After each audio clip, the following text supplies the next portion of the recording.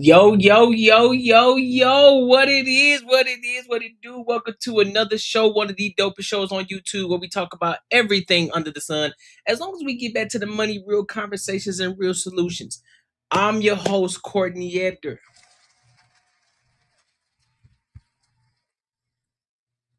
Listen, man, I hope y'all are feeling great. Happy Sunday, happy Sunday. Listen, we have a lot of things to cover today. There's a lot that's been going on. We got to get into it because, dog, let me tell you, people be wilding out here in these streets.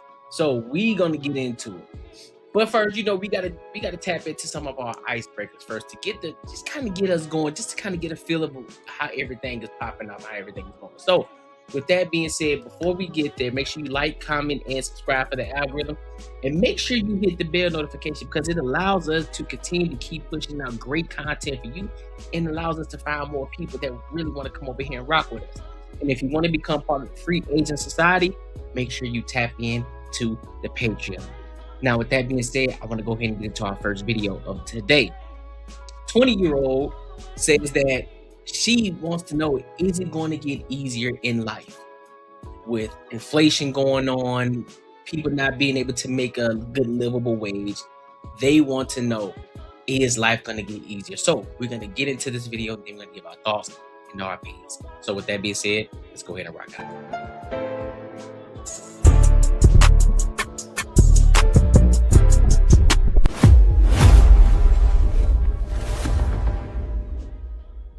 Early 20s, how are you doing? Because I am struggling and I have to constantly remind myself that I am in early adulthood. And for the first time in my entire life, I am in complete control of my life and I am completely responsible for myself. And that is too much. That's a lot, especially coming from childhood where you are so taken care of. For the first time in my entire life, I have to decide my finances. I have to do taxes. I have to figure out what to save, when to save, how to save. I don't know yet. But apparently I feel like I should be putting money somewhere to save for things. And then I also have to choose a career. Okay, so first and foremost, before I let her continue to finish off what she's saying, what do you mean you don't know if you should start putting money away? What do you mean you don't know if you should start saving money? What do you mean by that? Yes, you absolutely should. This is something that should have been taught to you in high school, let alone middle school. And if you want to take it a little bit earlier, yeah, elementary school as well. These are some things that I think where a lot of parents do drop the ball, and I think that's why we need to start having financial classes in schools. I think we need to start implementing those. There needs to be a program. This is what we need to start protesting in the world, things that actually matter.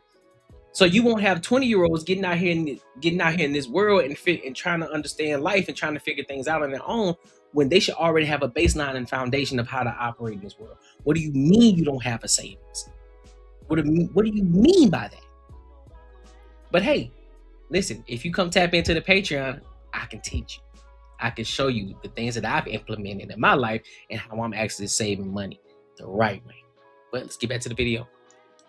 It has to make me passionate and happy, and I have to either go to school for that or not, and the society has input on that. And then I also have to decide, am I going to be a healthy person? When do I eat? How do I eat? What do I eat? How do I take care of my body? How do I physically, like, self-care? What do I do with my time? That is so much. That is so much to just do well all of a sudden. When before people told me where to be, when to be, what to do, where to do all that stuff, I was taken care of. Okay, well, that's fair. That's okay. That point is fair that you were always taken care of. People told you what to do, when to do it, and how to do it. But however, there's still, even with people telling you how to do it, what to do, and when to do, you still should be able to learn and take some of the things that you have learned and implement it in your actual life. Because guess what? Those things are still a foundation. That's still a foundation that you have built over time. So what are we complaining about again? What are we complaining about? I'm trying to understand it. What it sounds like to me is that you went into a world. Now I can blame the parents on this. What it sounds as to me is that somebody just wasn't prepared enough, or they didn't care enough to pay attention to realize that one day you're gonna have to go out here in these streets alone. Now, from the looks of it, it looks like she's still in her early 20s, which by that, I would say, well, you need to go back to your parents' house. You need to go back home and figure some things out to get yourself together. You don't need to be out here struggling alone by yourself. Go back home to your parents' crib. Go ask some questions, figure some things out, start understanding and learning how to save money properly, get you a nice little job to get yourself build yourself a financial foundation, so that way you can actually get in the world and be able to operate effectively. Because you telling me that you don't know how to take care of your body, you don't know how to eat right. Okay, well, information is at your fingertips. Figure it out. Be resourceful. Look up some things. Like, hey, listen, I'm a Caucasian woman. She, from the looks of it, I could be wrong. She anywhere between 5'1" and 5'4". So I'm a 5'1", 5'4" woman. I weigh about anywhere between 115 to 125 pounds. I want to make sure I'm able to stay in shape. How am I able to do that? And I'm pretty sure it'll give you a good solid guide on how to take care of your body, just on the basic functions of your body and your life. Let's be 110% honest. A lot of times the reason our lives are hard is because self-inflicting wounds. We make decisions without the proper knowledge. We make decisions because we just want that one thing, and we make a lot of decisions that put us in debt. It's not a fine. Let's be 110% honest. We don't hear people who got money hooping and hollering about inflation. We don't hear people who actually got money crying about the gas prices. We don't hear people who actually out here who made the right choices in life and who's making bread. We don't hear them talking about the prices of eggs. We don't hear them talking about the prices of milk or groceries alone. They're not online talking about, oh, well, I went to the grocery store today and I bought 10 items and it cost me $100. First of all, what store are you going to where you buy 10 items and it costs you $100? Where you shopping at? How are you shopping? What items are you buying that's going to cost you $10 it's going to cost you $100 if you only bought 10 items? I appreciate your real life, PJ. So I'm trying to understand something. Somebody give me some insight, because I don't know. Last time I checked, I'm still a human being. I still have to go to the grocery store, and I have never bought 10 items in my life and it added up to $100, unless one of those products was very expensive. And I'm talking pushing anywhere between $50 to $60. That's the only time. Other than that, if I'm buying basic groceries, bro, you can buy a lot of groceries and still be under $100. Come on, bro. Come on, bro. Come on now. Come on now. Come on now. Pretty darn well. And now it's just all on me? And I'm supposed to just be thriving? No, I will take my time, but I put a lot of pressure on myself. And if you also put a lot of pressure on yourself and you're in your early 20s and you feel like this is all a lot, bring it in. You're doing a good job. I know you are. No, you're not. Because there's no way you're not. Because it's a lot. No, you're not. Look at my hair. I love you. You rock. You got this. And this is where that false positivity comes in. No, you don't have it. You don't. No. We got to get back. We have to get back to calling a spade a spade. You don't have it. You don't know how to save money. And it's only going to, listen, the situation is only going to get worse as you get older.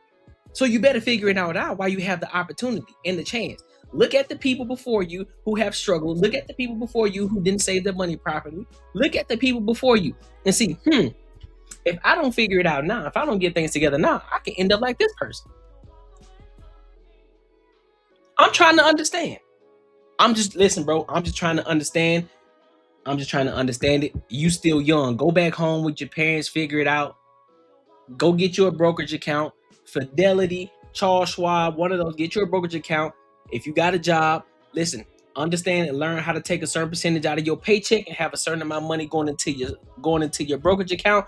If you don't know or understand stocks, you should actually, the best way to do it is to get you an ETF or invest into the S&P 500. You won't, I promise you will not regret it. And just don't look at it, just let that amount of money come out of your paycheck. You know how they say pay yourself first? That's what we mean. Have a certain amount go right into that. Make sure you pay attention at your job if they offer 401k, if they match at your 401k, if they match your 401k, listen, opt into that as well. So therefore you have a certain amount going into your 401k, and boom, the company that you work for, they're going to pay a certain percentage as well into your 401k. And you just let that thing rock out. Don't touch it. Don't look at it. Don't do nothing. Just let it build up over time. And now you're going to forget about it. And a few years later down the road, you're going to have a couple of 10, 5, you're going to have a couple of 10, 15, 20, $30,000 in your account that you ain't even touching. And you still in your early 20s. So mind you, your skills are only going to get better. You're only going to get better jobs. You're going to make more money over time. So with that being said, your money is going to compound. And by the time you turn 45, 50, you can retire if you wanted to. Because the more money you make, the more money you're going to want to invest. And then once you start to understand how the money actually works, and you start to, you know what, let me really dive into these stocks and see what's actually what I like, or the things I want to invest in. Now you start to do benefit cost analysis. You really start looking into the things that you're interested in, and you start to put your money into it.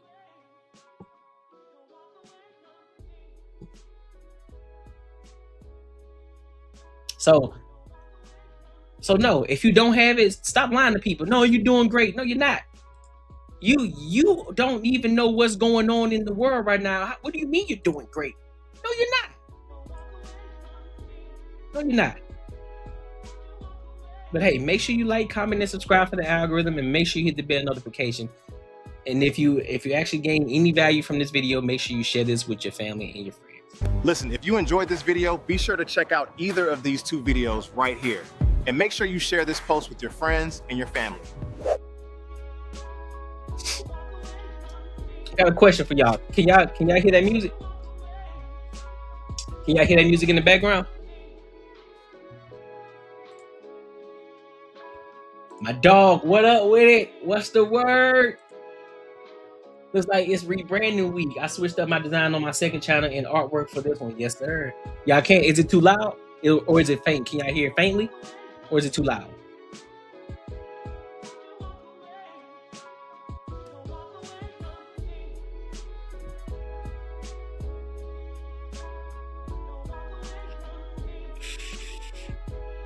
You can do that as well.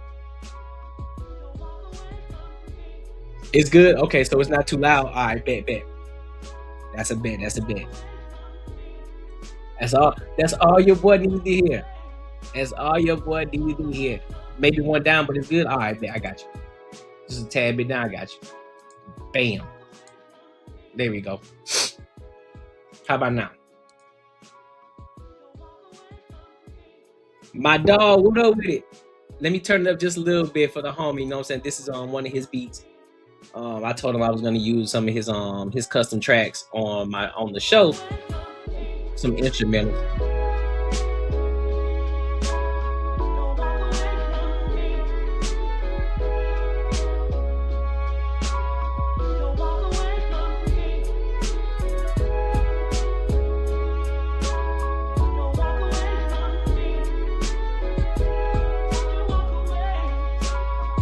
He said music break? Nah, this ain't a music break. It's just my background. It's just gonna be my background music. I said I'm gonna start adding some background music. When I play as I'm playing videos and as I'm giving my thoughts and opinions and things like that. So, but I wanted to make sure it's faint, that it's not drowning out my voice or the video that we're reacting to. You know what I'm saying? So I just wanted to make sure that that's good. No, I don't yet. I don't have intro and outro with the music yet. But I'm trying to figure out some things that I want to do with it. because I got some other tracks too. I got some other tracks too that he sent me that I want to use. So yeah. All right. So I want to go ahead and move over to this next topic really quick. So there's this lady, and she's saying that she's questioning, is leaving her husband, will she regret leaving her husband? Is there anybody? Because she's been with him for 3 years. And she's like, I don't know if I can do it. I don't know if I can do it. So we're going to get into it, and then we're going to give our thoughts and opinions. All right. So with that being said, let's go ahead and rock out.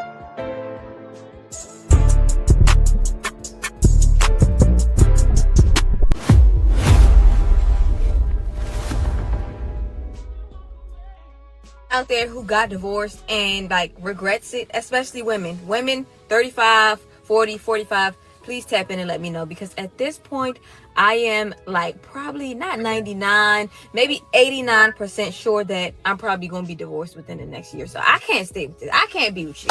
I can't. And I feel like I've tried so hard. So I've been married for 3 years. People always ask me. And it's really gotten to the point where it's like the past like probably 2 months have just been the worst. So where it's like, oh, maybe we just call it. Maybe we just call a spade a spade. But then I'm like, I remember when my parents got divorced, and I do not want to put, like my son through that. But also doing it for the kids is not enough. Love is.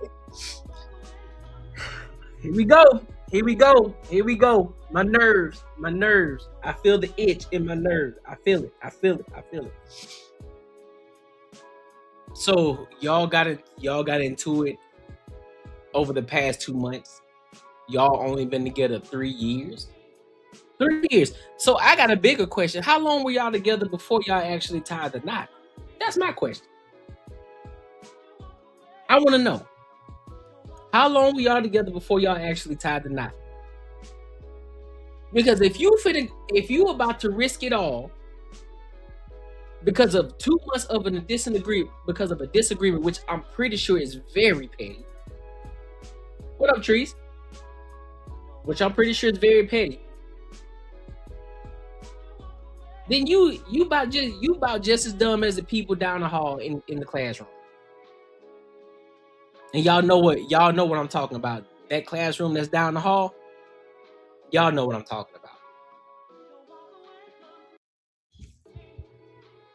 It's not enough. Getting married, I kind of regret getting married for love, because I damn sure didn't get married for money. But I'm also just like, as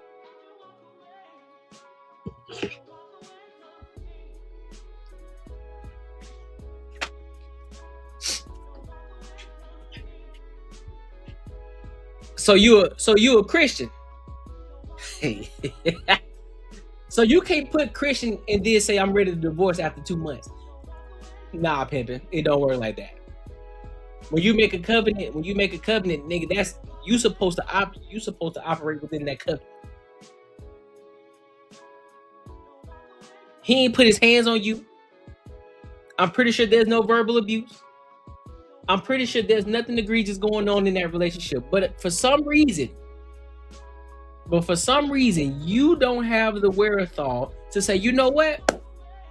I'm going to fix myself. I'm going to fix my issues that I may have with you as a person. And then I can talk to you about the issues. I'm not going to speak to you like I'm your mama, but I'm going to speak to you because you're my spouse and I want this thing to work out. So I want us to grow together. And I know we're going to improve and evolve over time. And I want to make sure that we're growing together, that we always remain equally yoked, right? I want to make sure that we're always aligned so that way we can get to the end goal. Y'all aren't having conversations anymore. Y'all aren't talking. One bad thing goes wrong, next thing you know, you're ready to jump ship. And then got the nerve to talk about you being a Christian. Where? Listen, I'm profiling today. I'm profiling. Don't nothing about you say Christian. Let me be 110% clear about that. Don't nothing about you say Christian. Because a lot of times, you know what I'm saying, we start to learn to profile a lot of different things. I don't see Christian. Nothing about you says Christian. I'm gonna be 110%. Nothing about you says Christian. I'm pretty sure from what I see right now, what I visualize, I'm pretty sure you advocate for the ABC community. You know, live and let live. Or love and let love. I'm pretty sure you agree with that. Probably more so leaning towards a feminist mindset. Pretty sure. I could be wrong. Listen, I'm profiling, but I could be 110% wrong. But I'm just going based off of what I see right here. I think you choose to use the word Christian because I'm pretty sure your parents may have been in the church. They probably brought you up in the church or whatever the case may be. So you may have a basic understanding of what the Bible is, and so therefore you call yourself a Christian. But you're Christian, but your values and the way that you actually operate versus you calling yourself a Christian don't align with each other. No, you know, like whatever it is, we can work it out. It's you and me against the world. But it's like, damn, do I want to be miserable? How long do I want to be miserable for? And the thing that I also hate is like I feel like people don't share this part of marriage. And I know y'all love to make this love never find me to death, but I do think there's something to be admired about a love that endures. This part of marriage, like when people are in the thick of it, because I was watching this interview with like DeVal and Kadeen, and I think he said the first 3 to 5 years of their marriage was like hell, but they stuck it out, and now they've been married for what, like 10, 15 years, and they, you know, seem to be happy. I don't know, but it's like I want to know. Here's my question. So here's my question. I'm curious. I want to know, ladies, young ladies, for those of y'all who hadn't been married in life yet, what do you expect in a marriage to look like? What do you expect the marriage to look like when you go into a marriage? When you got the butterflies, you got the flutters going in, you feeling good, everything, the sun is shining brighter than it ever could, you seeing things differently, right? What's going on in your head? What's going on in your mind when you say, you know what, I want to get married to this person? Is it just that initial feeling that you have, or is it real deal sitting back and realizing, yo, this person is dope, dog? Not only are they dope, our values are aligned. Yeah, there are some things that we disagree on, but yes, for the most part, I can rock with this person. I can see myself with this person for the next 10, 15, 20, or shoot, the rest of my life. What happens? Are y'all expecting everything to be sunshine and rainbows when you're married? Y'all skipping down the street together, holding hands, sitting on the tree? That's what y'all expecting? Because y'all still do realize that life is going to be lifing. But it's easier to operate in life with somebody that's aligned with you versus somebody not being aligned with you. So it goes back to my question. What kind of conversations are y'all having when y'all get in these relationships? Or are y'all even having conversations at all? Are y'all having hard conversations? Because there's no way you're going to sit here and tell me, if you've been dating a person, because 9 times out of 10, a lot of y'all are already courting each other. Some of y'all are already moving in with each other before y'all even get married. So you ain't finna sit up and gas like me. So you've been living with this person, you've been kicking it with this person for this long. You mean to tell me that you don't know nothing about them, or you haven't gained a sense of who this person actually is? And now you 3 years into marriage and y'all have an argument or y'all have a disagreement, and all of a sudden you want to call it quits?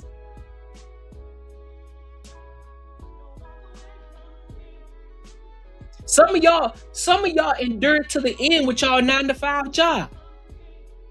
Regardless of how much you hate that job. Regardless of how much you can't stand your manager. Some way, somehow, you still figure out a way to get up every day and go to that 9-to-5 job.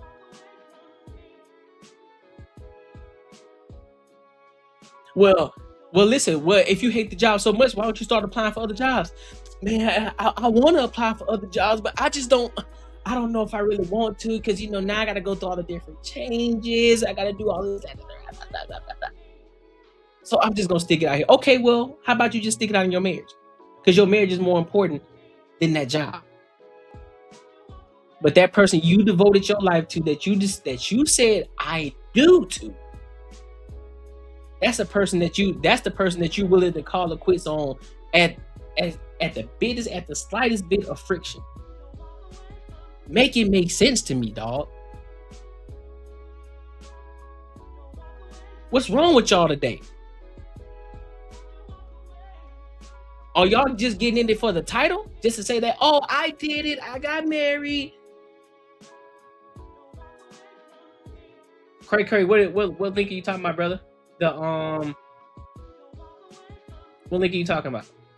So help me to understand it, y'all. I don't know, bro. I don't know what's going on. And then look, to add fuel to the fire, then you want to get online. Why are you getting online talking about this? Why? Why are you getting online having this conversation? Help me to understand. I don't understand it. Help me to understand.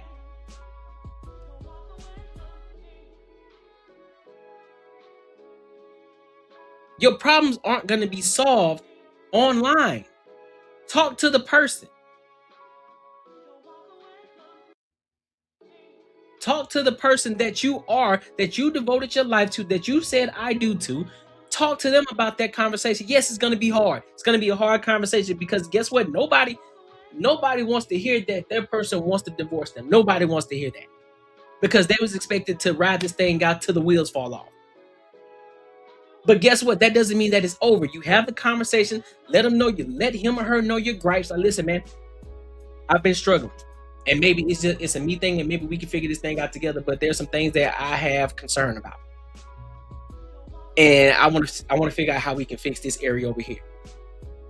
Or no, I ain't gonna say or. And you can also focus on the main things and the main reasons as to why you got involved with this person in the first place, and you hold on to that while you work out everything else.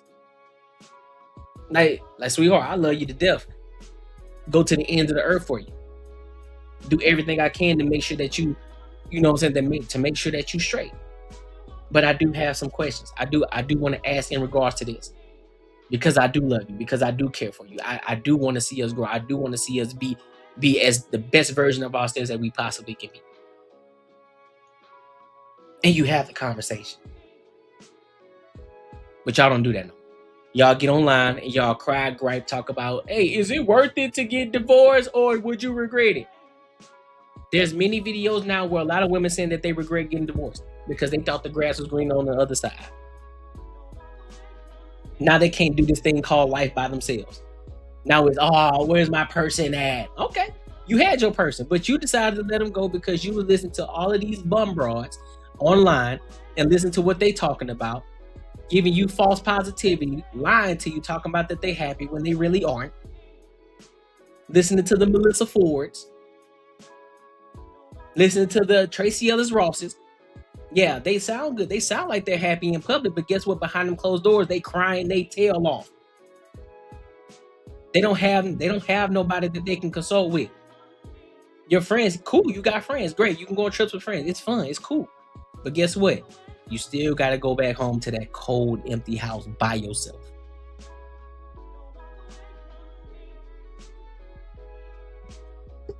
But one day, hopefully, man. Hopefully y'all will learn one day, bro. Hopefully. But hey, make sure you like, comment, and subscribe for the algorithm. And make sure you hit the bell notification. If you gain any value from this video, make sure you share this with your family and friends. And don't forget to tap into the Patreon, my good people. Link is in the comments and as well as in the description. Listen, if you enjoyed this video, be sure to check out either of these two videos right here. And make sure you share this post with your friends and your family. You said the link, Craig, you said the link doesn't work? Let me see if the link doesn't work, bro. Let me, because I don't know if you're messing with me or not. So let me double check and make sure that the link is working.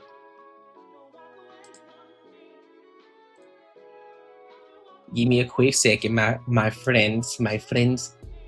Yeah, there we go. Now we on the up and up. The channel looking good. That's why I like that shit, guys.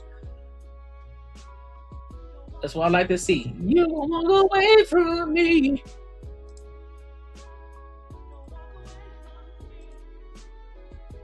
You said the link doesn't work. Let's see here, pimping.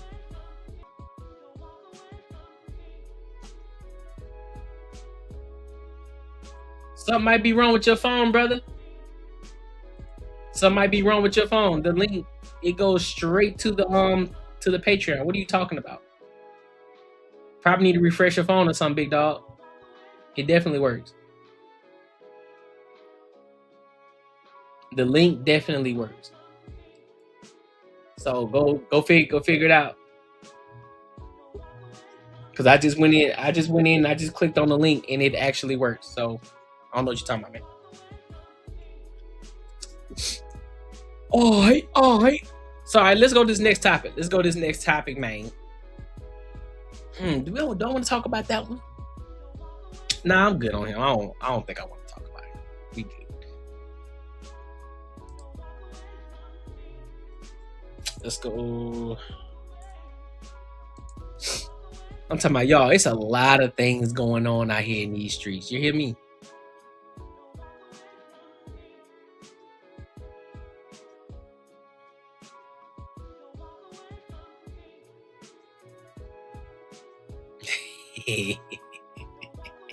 Let's go. I'm waiting for the WNBA. Oh, you wait for that WNBA topic? Oh, trust me, we gonna get there. Don't worry. We gonna get there. But before we get there, I want to get into this this Drake topic. Listen, bro. I'm gonna say this before we play this video. Here's my thought process in this. I'm gonna say this is entertainment. I'm gonna call it entertainment.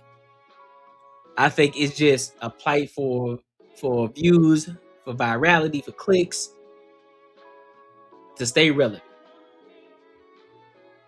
Because I guess Drake was on this little dating thing, and you know, one of the girls that was a part of it is Lena the Plug. Y'all know Adam 22's wife. So apparently she came up, she done tossed her ring, then gave him a hall pass, and then Adam 22 had something to say about it as well. So I'm telling y'all right now, we're gonna take this with a grain of salt. But I want y'all to also give me y'all thoughts and opinions as well. I want to know what y'all think about this too. So let's go ahead and get into it.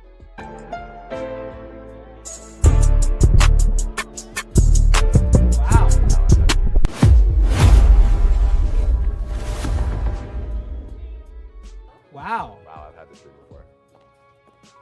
Hi, how are you? What's going on?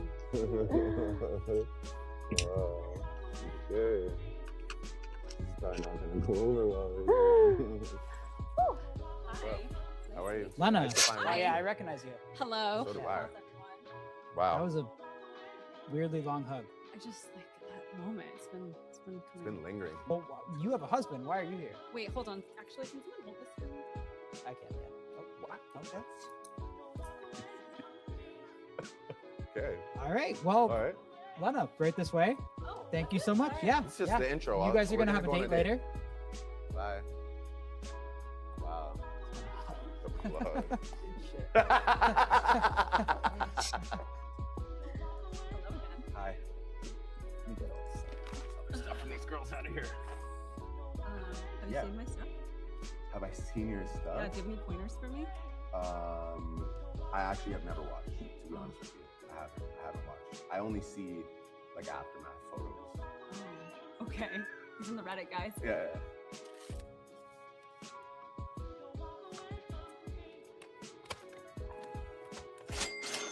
Okay, and this means what I Whatever you want. I keep this? Yeah, it's yours. Thanks. Cash it in.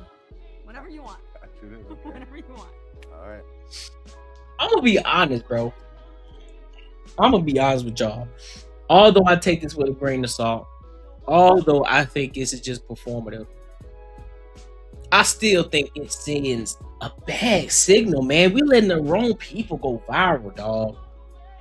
And this is not a slight at Drake. I'm not even talking about Drake. You know what I'm saying?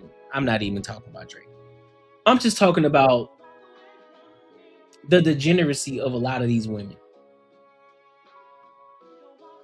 Regardless of what they do, let alone why would you put your wife in a position like that as a man?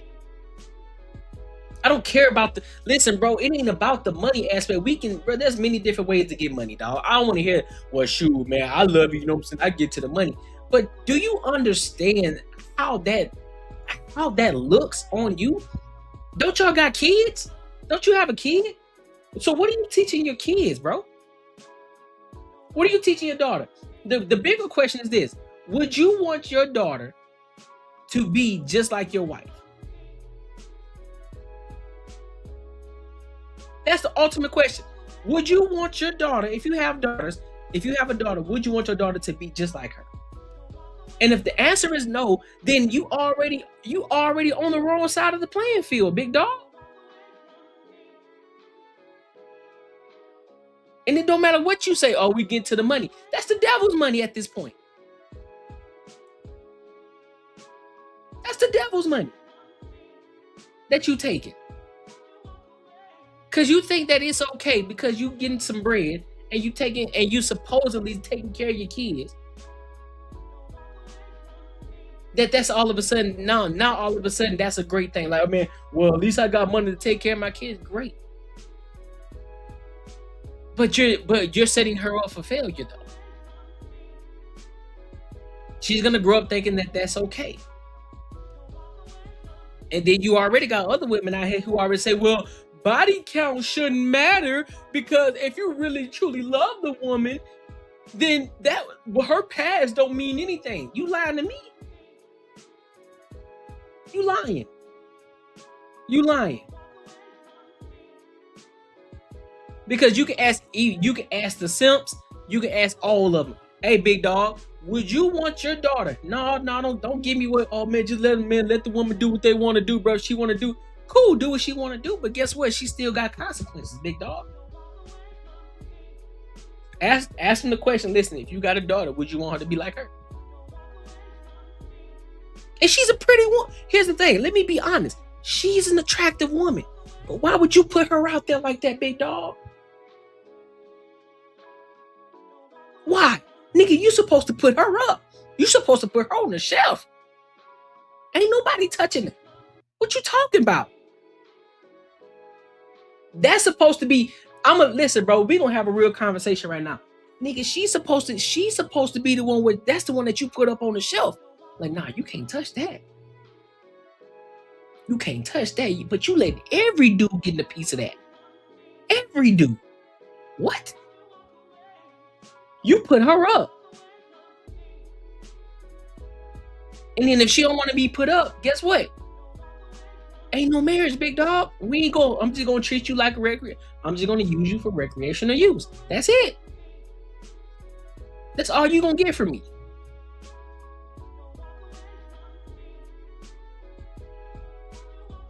I don't get it, bro. I promise y'all, I do not get it. I do not get it. I do not get it. I don't understand it. I don't understand it at all. I actually have never watched, to be honest with you. I haven't watched. I only see like aftermath photos. Oh, okay. He's in the Reddit, guys. Yeah. People seen that. Okay, and this means what I Whatever you want. I keep this? Yeah, it's yours. Thanks. Cash it in. It's crazy. Whenever you want. Catch it in, okay. Whenever you want. All right, tonight Drake is doing this kick stream. It's going live at 6 p.m. And I'm not gonna lie, my wife is on it. My wife is a part of this. Now I'm gonna keep it real with you. We are trolls. We are a family of trolls. We do things for entertainment, for jokes, for laughs. But I am a little bit concerned that my marriage may have taken some damage because I'm pretty sure that she took it a little too far. Now, what exactly does that mean? I mean, I guess you guys are gonna have to tune in. I haven't seen the footage yet, but tonight will be a very interesting night in the history of the Adam and Lena Alliance. Because this bitch crazy.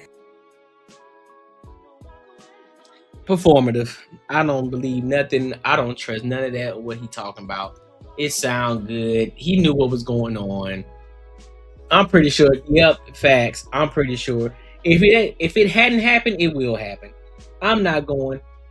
I'm not going, bro. I don't believe none of it. Grain of salt taken. I don't take none of it serious. Of course, it was, oh, it's Drake. Oh, then you got leaning the plug, and now let Adam 22. Let me go ahead and make a video saying, well, you know, we're trolls, and you know, we're a family of trolls, and so. But I think this time, this is where the line has been drawn, pal. So now we're gonna have to have a conversation. Get out of here, man. I don't want to hear that. All you gonna say is good job, babes. Good job. That's what's up. You know what I'm saying? Now people gonna be talking. We're gonna go viral again. We're gonna make some more money. Come on, man. Yeah, that's true too. Well, of course, it ain't no question. Anytime she around the guy, I'm pretty sure that she done smashed them already, or they're about to. It's a fact. 100% fact, bro. But hey, make sure y'all like, comment, and subscribe for the algorithm, and make sure y'all hit the bell notification. And if you gain any value from this video, make sure you share it with your family and your friends. Listen, if you enjoyed this video, be sure to check out either of these two videos right here. And make sure you share this post with your friends and your family. Unbelievable. Unbelievable, man. Say anything they're going through is his fault, all for attention. I hope it's that exactly real life, BJ. That's exactly what I'm saying. That's exactly what I'm saying. It's all on him. Nobody else. You supposed to be the man of the crib. You supposed to be making sure everybody's protected and taken care of. You ain't doing none of the sort. Nah, I'm straight.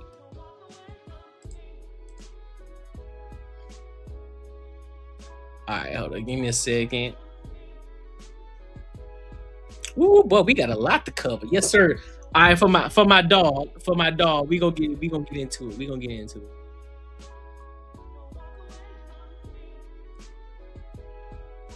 So first, we're gonna play this one first. So people are in an uproar about Sophie Cunningham and Dejanay played the flagrant foul. And she got suspended because of the flagrant foul. Then right after that, a couple of possessions later, Kayla Clark ends up getting a technical foul as well. Now, of course, you know, because it's a black woman, then because she gets suspended for a crazy foul, and now she's saying it's white privilege. Egregious. But we're gonna get into it and we're gonna give our thoughts and opinions. So let's go ahead and rock out.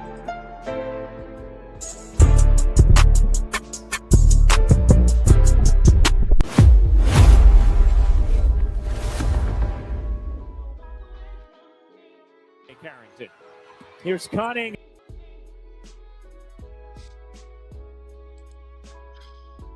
I'm gonna be honest.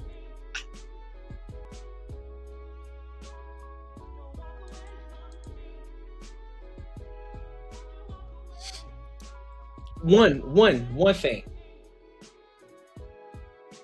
She's a terrible blocker. She's a terrible blocker. Because the reason that her technique for blocking is kind of off. She should have used her offhand. The arm that's on the far side with the sleeve on, she should have used that hand to try to block her. But going up with two hands and then you try to reach across, that's gonna be a foul every single time. The refs gonna do that any time that you do this, regardless if you hit her or not. They're gonna call a foul. Now, in this instance, I don't think that it was a flagrant foul. I don't think that she was attempting to actually hit her across the face. She was actually going for the ball, but she miscalculated the block. And then as a result, she hit her across the face. That's a very hard foul. 1,110%. It's a hard foul. Now, suspended. That's my thoughts on it. Because look, her hands are already going up. So what she's trying to do, she's trying to catch the ball. She's trying to get the block before she goes all the way up with the layup, with the lay. So she's trying. That's what I'm thinking. That's what I'm seeing the mindset of her trying to block the shot. Like, all right, let me go ahead and get up off my feet first before she gets full extension on this lay. So I'm gonna go ahead and try to get over here so I can get this block. Because if she was smart, two things. If she was smart, I would have smacked. Me being the guard, I'm swiping down. Because she got the ball here. She got the ball here. She got the ball here. So me, I'm coming down. I'm swiping down. Boop. Let me get that up out your big dog. I'm getting. Come here. Come here. Let me get that. And then 9 times out of 10, because she's going forward, it'll go off her knee, straight out of bounds. All ball.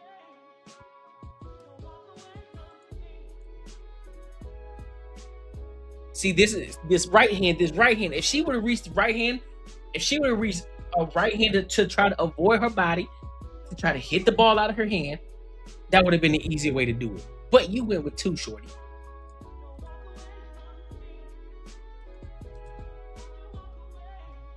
Here. Okay, I'm gonna be honest. I'm gonna be honest, y'all. That's a technical foul, not a flagrant. It's a technical, not a flagrant.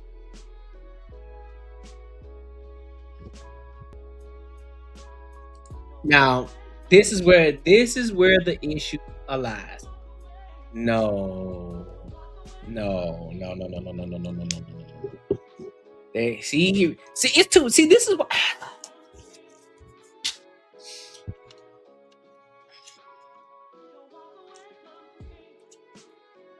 This is why it's so hard for y'all.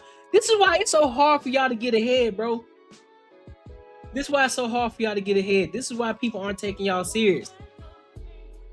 If anything, if you're gonna make a tweet, at least say, listen, man, that was a bad call by the ref. Now you're gonna bring race into it, man. Come on, bro.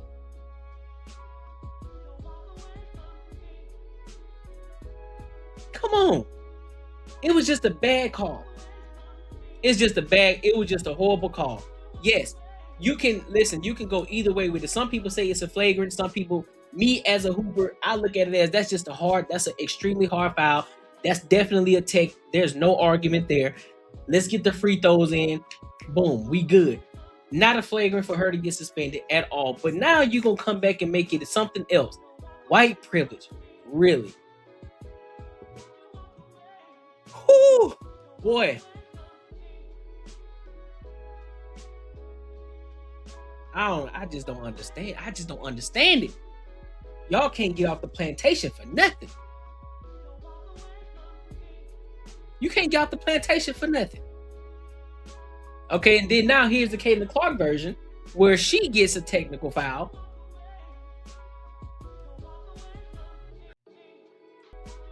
What did she do? Hey fam, I don't know what's going on. Hey WNBA, I'm gonna need y'all to get y'all refs together, get y'all players together. I don't know what y'all got going on. Y'all need to get it together over there. Refs getting, shorty got bumped. She off balance. She threw the ball in, so she trying to gain her balance back. You in the way, ref. So all she did is turn around, rightfully so, because you trying to get off you. So she turned around like, hey bro, what you doing? She ain't like she shoved you, like get out the way. She just said, hey. She's like, you ain't gonna call that? And then now you wanna call a tech for what?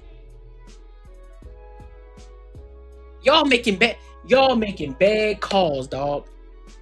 First play, it's a technical foul. That's not rule for suspension. You shouldn't have suspended her. Boom, let her get her tech. It is what it is. It was a hard foul. We got it. Because she was actually trying to block the ball. She was just playing hard defense. It is what it is. And she just so happened to get hit across the face. It be what it is. Tech. Then now you come down here on the next possessions. Caitlin Clark getting pushed. Well, she pretty much getting pushed. She off balance, and you in the way, ref, and she didn't even bump you or she didn't push you out the way. She just turned around because y'all already body to body. So as she turned around, it may seem as if she pushed you out the way, but she turning around and saying, "You ain't gonna call that, and you gonna take it." Come on, bro. I don't know what y'all got going on over there. I don't. And then Shorty, and then you, where's she at? And then you, Dejanay, no ma'am, absolutely not. We're not finna do this in the NBA. I mean the WNBA. We're not about to do this. We're not finna bring no politics into the game. No, delete it. You should make an apology statement right now. Like, listen, man, my apologies. I was just in my emotions. I was in my fifis. So therefore, listen, I didn't mean what I said. But I do stand on the fact that was a bad call. Cool. All is forgiven. But no, we're not about to do this. We're not about to do that. No. You still an employee. Stop it. You still an employee. You ain't big enough to be making statements like that. Let's call it a spade a spade. You ain't big enough to be doing none of that. Play ball, dog. Just play ball. But make sure you like, comment, and subscribe for the algorithm, and make sure you hit the bell notification. And if you gain any value from this video, make sure you share this with your family and friends. And don't forget to become part of the Free Agents Society by tapping into the Patreon. Link is in the comments as well as pinned in the description. All right? Listen, if you enjoyed this video, be sure to check out either of these two videos right here. And make sure you share this post with your friends and your family. Yes, sir. We here, dog. Hey, man, somebody tripping with this name. Man, hold on.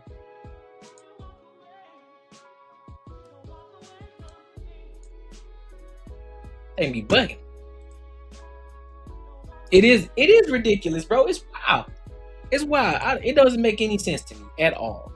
Doesn't make any sense to me at all. But since now we're talking about sports. Oh my God. So let me change. I gotta change the song for this. I gotta change the song for this one.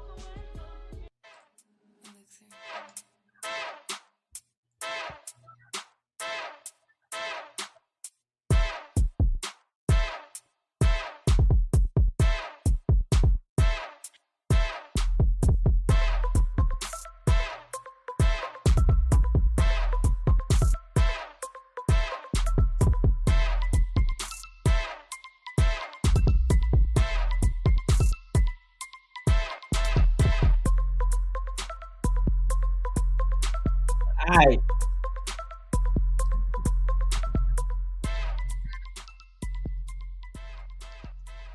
So Enes Kanter. Listen, I have not seen this video. I just been seeing people post about it. And Royce White, they said that they're declaring for the WNBA draft. Now, like I said before, I have not seen the video at all. I wanted to actually review it in real time. So we're going to get into it, and then we're going to give our thoughts, and we're going to give our opinions. So let's go ahead and rock out, y'all.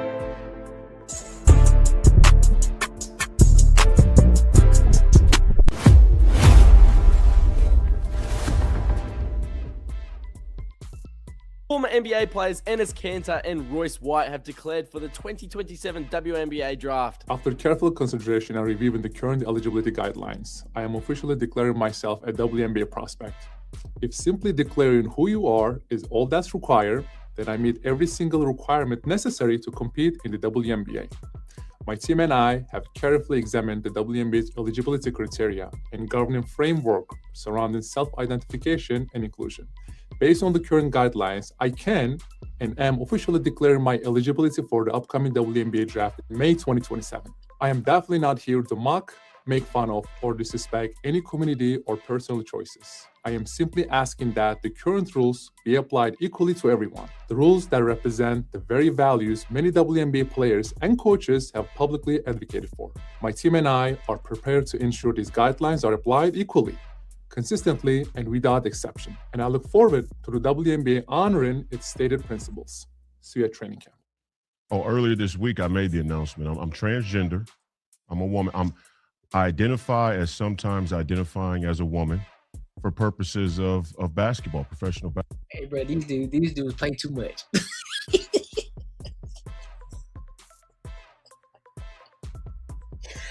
Hey, dog, they play too much. They play too much, bro. What is going on? So I'm thinking that they making a mockery of it. That's how I'm seeing it. I'm seeing that they making a mockery of the situation and what's going on. I do not at all believe that they are serious.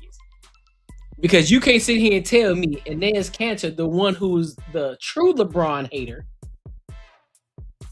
the one that's a true LeBron hater, there's no way you're going to sit here and tell me that he wants to go to the WNBA. Because now that leads me to believe like, oh, so now everything that you used to talk, all that junk, all that smack that you was talking, you want about it. Because now because you couldn't hack it in the NBA, now you want to go to the WNBA.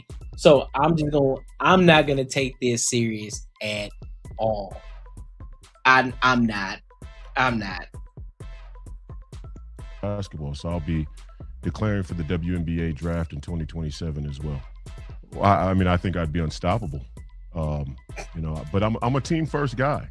I'm a pass first kind of player. I do the little things. I led my team in all 5 major stat categories at Iowa State University. So I do a little bit of everything. I'll do whatever the coach needs me to do. I'll do whatever the girls need me to do. I think the WNBA could come out and make a definitive statement about guys with a pair of balls playing in the Women's Association. But hey, that'd be probably too much like right. So because think about it, bro. Think about it. Y'all remember we had this conversation Friday night on the Banter and Barter show? It wouldn't make sense. Cool, you're happy to bring people in. And to be honest with you, the money aspect, the business aspect of it, it'll be good for revenue. It'll be good for the money. Why? Because people are going to want to see what's going to happen. They're going to want to actually see this in real time. They want to experience a real professional game that's a man versus a woman. That's what the people are going to want to see. They want to see what's going to happen. They want to see if a woman going to get dunked on. They want to see if a woman... They're going to want to see the clear difference between the two. The body, the stature, the athleticism, the speed, the strength, all of that. They're going to want to see it. So they're going to pay for it. So yeah, out the gate, it's going to be fun and games. It's going to be cool. Like, oh, this is dope. We've never seen this before. Let's see what happens. Let's see if the women can actually beat a man. Right? It's going to be fun. But then, once the dust settles, and the money starts to, trickle down a little bit, then we're going to start to have bigger issues. Those men being in those locker rooms. Oh, you're a man. So that means you need your own locker room. He identified as a woman. So he going to go to the women's locker room. Ain't no men's locker room. What you talking about? Oh, so what you mean? So now you're discriminating against me because I said that I'm a woman. So now, why do I need to go to a man's bathroom? I said that I'm a woman. No, but you got to understand these are actual women. These are actually cis women. No. The WNBA is Women's National Basketball Association. I said I'm a woman. So why ain't I in the women's locker room? I'm a woman. That's not fair. Sue the WNBA. Mind you, WNBA is subsidized by the NBA. Money lost. Bigger issue. More politics. Oh, and not to mention, some of the ones who are faking that they are women, guess what? Now we're going to have SA charges. Bigger issue. More problems. Now you're gonna have more women saying, "Listen, I'm afraid to be in the locker room with these so-called women because I don't feel comfortable walking around the way that I'm walking around, and he walking around with his other leg." Pause. Uh-oh. More problems, more issues. So the bigger question is that what y'all really want? Or are you just trying to be politically correct? Because you are live and let live. No. No. Absolutely not. This is where I agree with feminism. No. Women's. This is where I agree with women's rights. Absolutely not. Mm-mm. Mm-mm. Keep them up out of there. Go back and watch Juwanna Mann. Listen, for those of y'all now, if y'all never heard Juwanna Mann, go back and look at Juwanna Mann. That'll give you everything that you need to know. All the information, all the questions that you have. It's more of a funny like movie, but it's gonna give you some insight on what you can potentially be experiencing as a woman when there's a man that's calling himself a woman in your locker room. So while you thinking y'all all buddy, he out there plotting.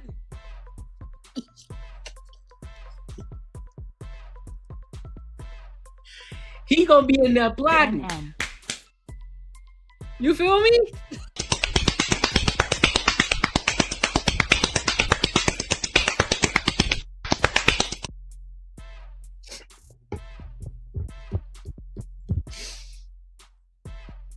So that's what they're afraid of. Now I think you did spell it right, bro. So y'all really gotta ask yourself the question, dude, is that what y'all really want? Because we're so accepting to a lot of things, we're so accepting, I don't see an issue with it. Now, of course, the studs don't have an issue with it because they want to be boys anyway.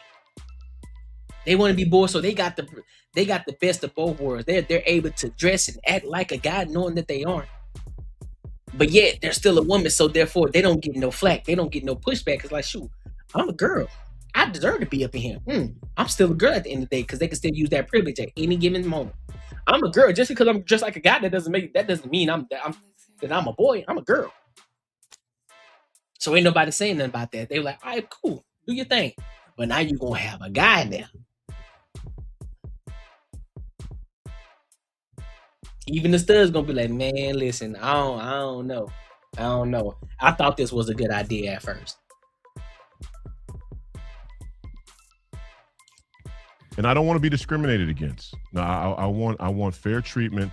I'm a black, I'm a young black, hopefully United States senator that would like a fair chance to participate as a sometimes identifying as a transgender woman athlete.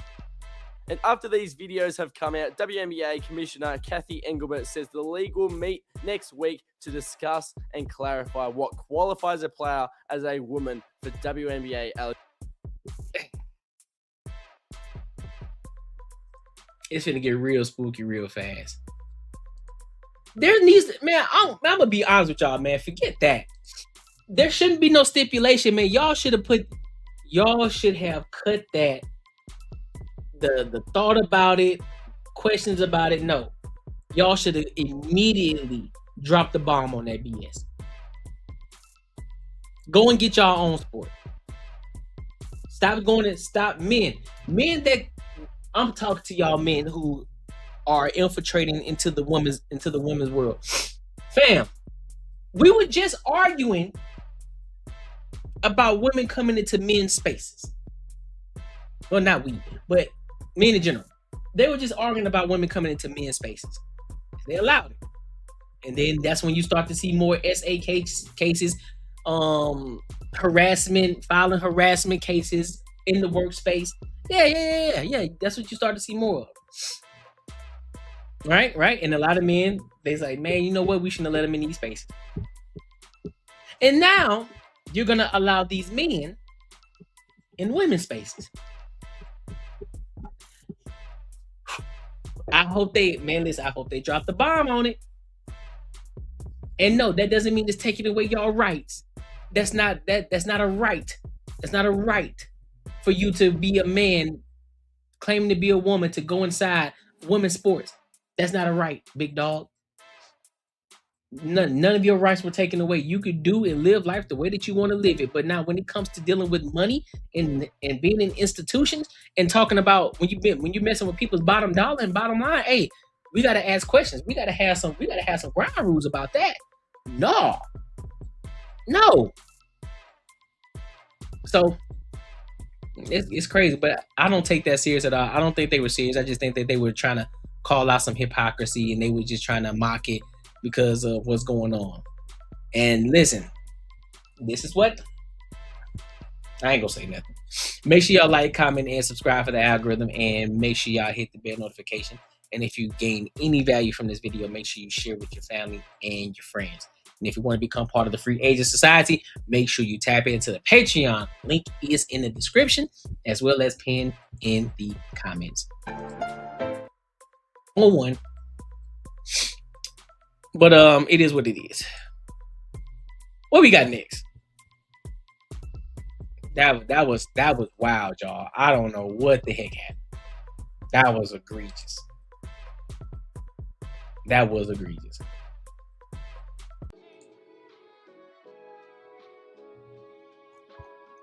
What we got next on? What we got next on the list? Definitely like the video. Like the video.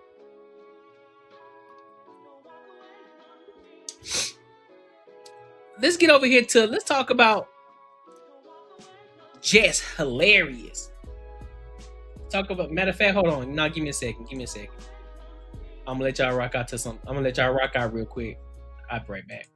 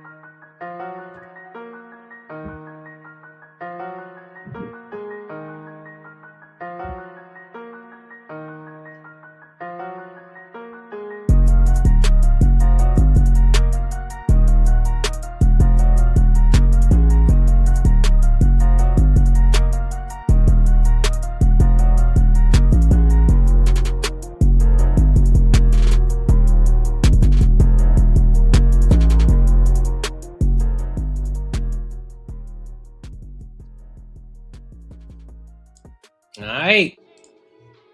All right, so let's go ahead and get into this next topic, my good people. If you haven't tapped into the Patreon, be sure to tap into the Patreon. Link is in the description as well as pinned in the comments. All right, become part of the Free Agents Society. So let's go ahead and get into it. Talk about Nick Cannon told Just Hilarious to leave Wild 'N Out. What's the reason? We don't know. Could it be money issues? Could it be the reason as we see that she can be a lot bigger? Then she can go bigger than the Wild 'N Out. We don't know. So we're going to get into it, and then we're going to give our thoughts and our opinions. So let's go ahead and get into it. Improv.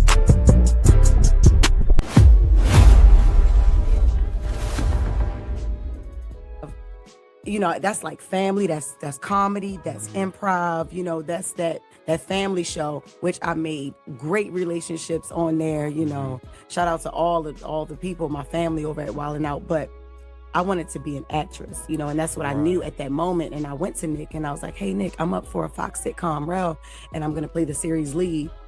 And I want to do it, but I don't want to mess up anything I got going over here.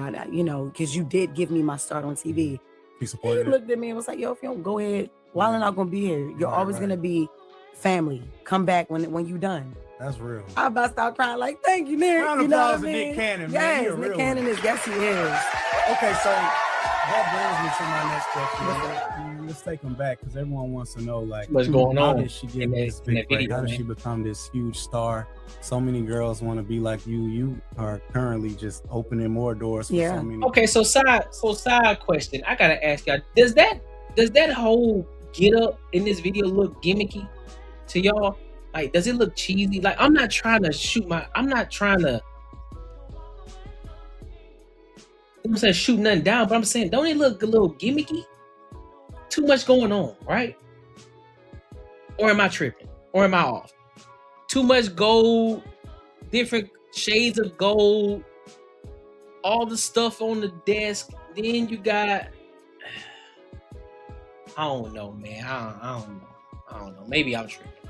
Girls, thank you. So let's take them back. So how did you get your first big break? Yeah, was so- it with Nick, or how did you get your Yeah, first? so my first big break was my first TV break was you were already with popping. Nick Cannon. I was already popular. I wouldn't say popping. I was already popular. So Martin Lawrence is who broke me into like the startup of my stand-up comedy career. Martin Because Lawrence? Wow. Yeah, he That's saw a my hell of videos. a person to Yeah. break you up. break Hell you yeah. in, like, And Martin? growing up, that's all I watched. I never watched stand-up comedy growing up, but I watched Martin, Chappelle Show, Bernie Mac Show. Those are my 3 top picks. Bernie Mac right? Show, So my I'm favorite. like, Bernie I Mac always- Show, number one. I was always funny, first of all. Well, no, Never number knew I was two, gonna be a stand-up Martin comedian. Show. Because I was like, not that I'm shy, but I'm like, no, I'm not about to stand up in front of nobody and talk and try to make niggas laugh. Like, I'm not no clown. Whole time. I got up there, did it my first time.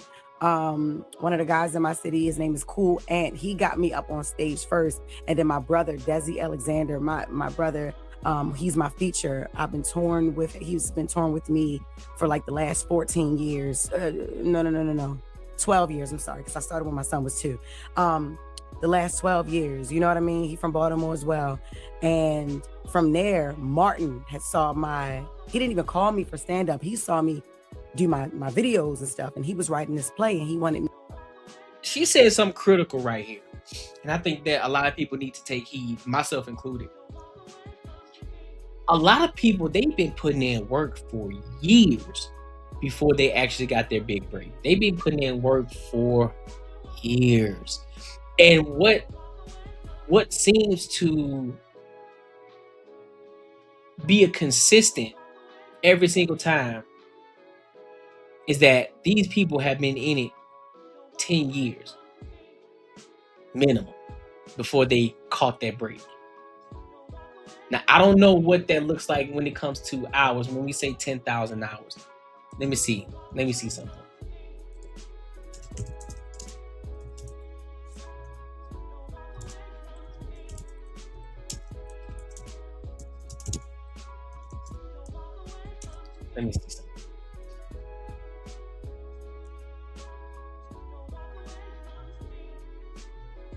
Yep. So That's about right. So it makes sense. It makes sense. 10,000 hours. I knew it had to be relevant. So I'm using YouTube as the reference. If you've been on YouTube for 10,000 hours, you're in a rare category, far beyond the average creator. This is the kind of milestone that separates casual content makers from long-term, high-volume creators.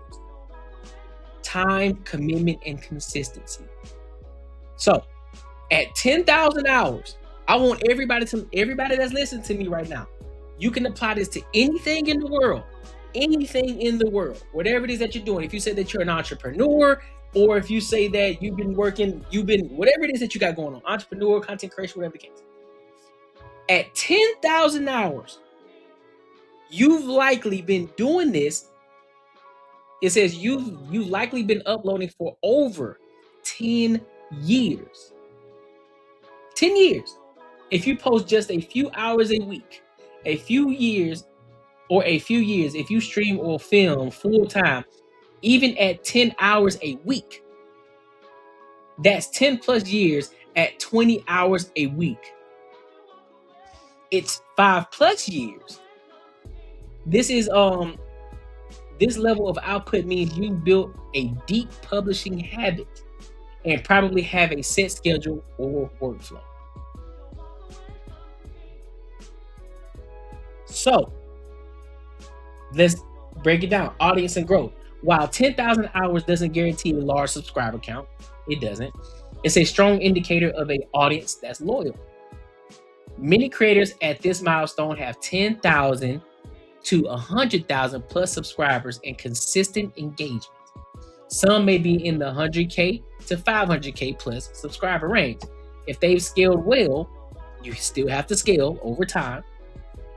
Your channel likely has a repeatable content formula that keeps viewers coming back. So one more thing, let's go into the monetization and income aspect of it. With 10,000 hours, you've likely hit YouTube's monetization requirements, 1,000 subs plus 4,000 watch hours, and probably have a steady revenue stream from ads, sponsorships, and possibly merchandise. If you're a gaming or live streamer, you may also be earning from Twitch or other platforms. Right? So, moral of the story. 10,000 hours means 10 years. So for all of y'all entrepreneurs, you need to be in business at least 10 years for somebody to take you serious. 10. That means consistency, work, constantly showing up when you don't want to show up, doing the things that you don't want to do, but also sticking with it. Even when you aren't getting what you want, even when you aren't making the money that you dreamed of, even when you're not getting to it. 10 years. Gave y'all some insight. There you go. You're welcome. That's why y'all should tap into the Patreon. Make sure you become a free part of the Free Agent Society. Link is in the description as well as pinned in the comments. Tap into the Patreon. I'm telling you. Me to be in a play. I was like, yeah. So we hung up. Got his brother to call me back 5 minutes later and was like, hey, Martin is on a tour and our next stop is this Saturday in Baltimore. Would you like to open up? First of all, do you do stand-up comedy? I had only been on stage like 2-3 times. I was like, hell yeah, I've been doing comedy for like 2 years. Lying. And so, you got to fake it till you make it. You know what I'm saying? Yeah, I do this. Yep. And he performed at the arena in Baltimore City. Because, Martin is from Maryland as well, but not Baltimore. Oh, I didn't know that. Yeah, he is. He's from the DMV. Oh, I didn't know and that. I was raised in DMV too. By the way. Really? Yep. Okay, what part? County, yes, Silver all of that. Spring, See, all of that. Alexandria, That's where Virginia. Martin is from, like that Silver Spring area. Dave Chappelle is from there. Tommy Davidson. Wow. We got a lot of star quality out there. Don't play with us, But yeah, I opened up for Martin in front of 13,000 people. I think it was even more than that, but 13,000 people or plus people. And right there on that stage, I was like, oh no, I'm built for this shit. That's what I'm going to do. And that's when I started taking stand-up comedy serious. And then Wild 'N Out came after that. Wow. And then everything else, then Rel, and then Def Comedy Jam, and then, other things started happening. Yeah. So how did you get on Breakfast Club? For people that don't know. Yes. So shout out to Angela Yee. She was there, Hey, you know, shout because out it to started. Angela Yep. She got her own show. We got with Yee. That's my girl. Love her. But when she left the show to get her own show, I hit up Charlamagne that same day that it had hit the blogs that it was just going to be Breakfast Club without her. And I was like, Charlamagne, I want to be on the show. And Charlamagne and I had always had a relationship. He was cool. He's always been like a mentor, somebody that's always teaching me the world of business and, you know, things like that. And That's a hell of a mentor. Absolutely. He is, you know what I mean? He contributes so much to media and radio and everything. So I was like, shit, I'm trying to get up there. He said, okay, we're going to be rotating guests for like a year, like guest co-starring to see who's the perfect fit. I was like, all right, cool. I'm up there. I was coming up there almost like once a month, but weeks. Like I would stay from Monday to Friday. Some people would just come up and do like a day or 2 or 3. I was coming up there even when they was telling me, no, they wasn't even telling me not to. I was just popping You was up. pulling up. And Yup. this was in New York. This was in New York. And you didn't live in New York at the time. No, I lived in Baltimore. At the time, I lived in Baltimore, and I would just get on the train because you know it's close. It's like a 2-hour train ride, but it's like a 4-hour car ride. So I'm like, all right, I'm going up there, and I killed it. I was doing visuals. I hired a photographer and a videographer to do like all these like edits and stuff, just to prove how valuable I can be to that team. Right. I got there, built a great brotherly, sisterly bond with Envy. So the chemistry was great between us 3, and it felt like a perfect fit. And then I got the job. I was very, very freaking happy. Wow, you got the job. Round of applause. You know for what I'm that. saying? Got the I did. Yeah. What is it like? I'm annoyed. I'm annoyed by what's going on in this video, bro. Not by what she's saying, but I'm talking about all the other stuff that's going on. It's too much going on, bro. You got too much on the table. It's throwing me off, bro, for real. It's throwing me off. I'm gonna be 110% honest with you. It's throwing me off. And then the red suit, it makes it worse. Working with Charlamagne the God, you know, like what is it like? It's amazing. I mean, honestly, now he gives you tough love. You know what I mean? It can be a roller coaster sometimes. I think Jess Hilarious is funny when it comes to. I think she'll be funny when it comes to being in movies, right? I personally think she's funnier than Tiffany Haddish. I think she can be a natural comic when she's in movies because you know she has that.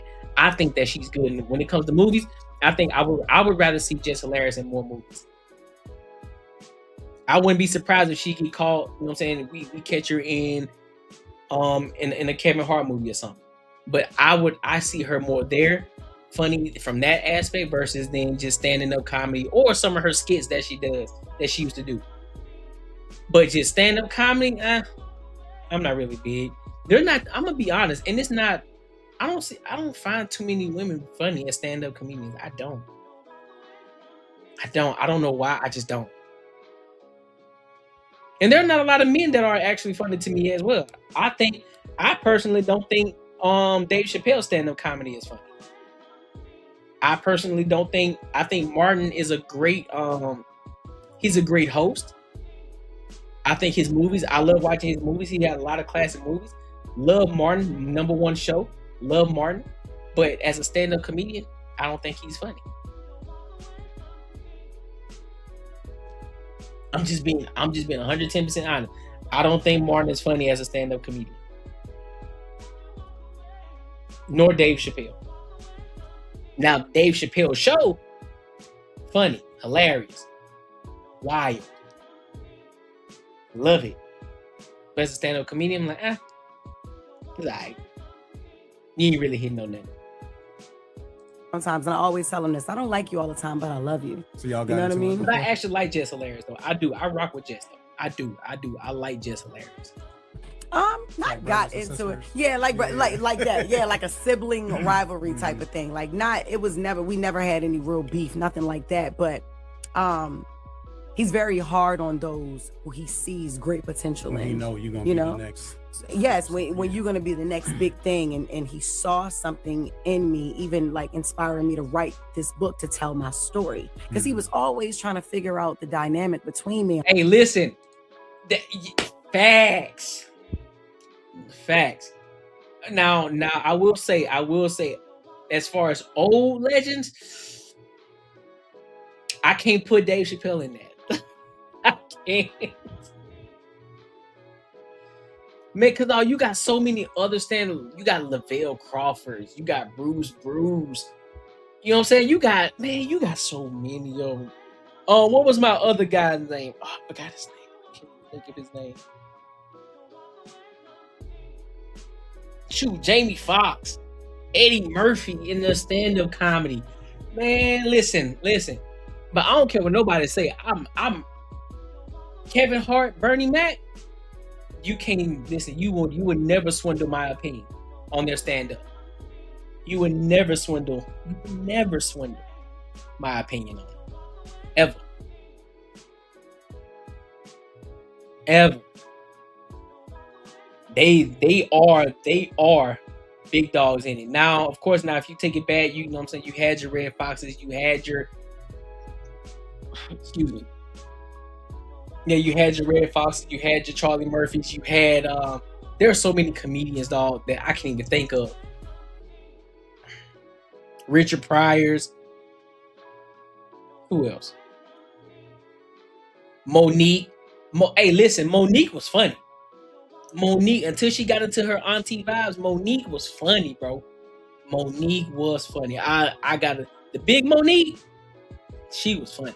I'm not gonna hold you. Monique was funny. Who else?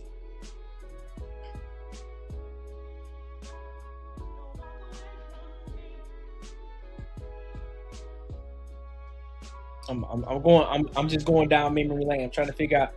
You should watch Comic View, all the artists. Who else we had?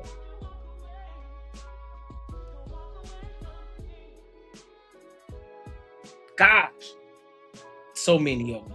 But yeah, those for what I can think of and what I can remember. But yeah, you can't change my mind on Kevin Hart or Bernie Mac. I don't care, because I know a lot of people say, "Oh man, you got the little guy. He just goofy and wild." But no, he's actually funny though. Like, his content is funny because it comes from a real place, but he just turned the pain into actual laughter because people can relate to it, right? And so I think that's pretty dope. I don't know, bro. I'm just a big Kevin Hart fan through and through. I'm gonna be honest with you. I'm a big Kevin Hart fan through and through. I'm talking about from his business acumen to his stand-up comedy to even a lot of his movies. I watch a lot of his movies, bro. I'm gonna be 110% honest. So it may be a bias. I rock with Kevin Hart. I'm gonna be 110% honest. Any Kevin Hart movie, I'm rocking with it.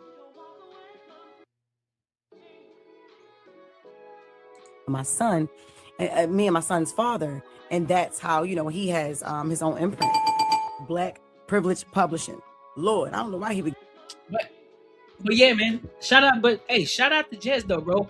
Shout out to Jess doing her thing. She's gonna continue to keep evolving. I hope to see her. I hope to see it. I hope to see her evolve. I hope to see more of her in movies. I think she's a great talent. And I think that if she gets that break and an opportunity to break out as a comedian actor, I think she'll do great. I'm gonna be honest with you. I rock with it. So shout out to her and her success. But like I said before, y'all, 10,000 hours. That means 10 years. Yeah, I saw the net. Listen, but hold up. Make sure y'all like, comment, and subscribe for the algorithm. Make sure y'all hit the bell notification. And if you want to tap into the Patreon, make sure the link is in the description as well as pinned in the comments. Become part of the Free Agents Society, dog. Listen, if you enjoyed this video, be sure to check out either of these two videos right here. And make sure you share this post with your friends and your family. You want to hear my real opinion on that Fukari Ferry? I thought it was funny. I'm gonna be honest. I thought it was funny because I think here's the thing. When I see Kevin Hart movies, I'm not expecting to see great acting. I'm already coming into it with the mindset that this shit is meant to be funny. It's meant to be goofy. It's meant to be some shit where we kicking it, we vibing, but I'm gonna see some wild, goofy shit. So I think with some people a lot of people who, who may be movie critics or whatever, they look at it and they may not see it as funny or they may not see it as good acting. I'm like, I don't really care about the acting factor of it. Do I enjoy it? Is it entertainment for me? Is it? Cool. It's a good movie to me then. Can I see myself? I always look at a good movie and listen, I can be wrong. I'm not a movie critic, right? But if I'm going to watch it, and if I can say, you know what, I can watch this movie 3 or 4 times and not get tired of it, then I know it's a good movie. That's how I look at it. If at any given moment, if somebody put this movie on and I can sit down and watch it, it's a good movie to me. Funny, horror, rom-com, or whatever it is. Marvel movies, DC movies, don't matter. If it's a good movie and I can sit down and watch it more than once, and actually it's one of my favorite. I'm telling you, Soul Plane. That's what I'm saying. People call Soul Plane some BS, but I still watch Soul Plane today. I still watch it. I thought it was funny. Brown Hook's Fluffy. Yup, Fluff. Oh yeah. Gabriel Iglesias. Oh yeah, I like Gabriel Iglesias. Oh, he is funny. Yes, he is funny. Fluffy. I like Fluffy. Not Soil Plane. I know what you mean though. The thing said Soil Plane. Soil Plane? Hold on, G. I ain't never heard that one before. Nah, but I'm messing with you though. I know what you mean, bro. I know what you mean.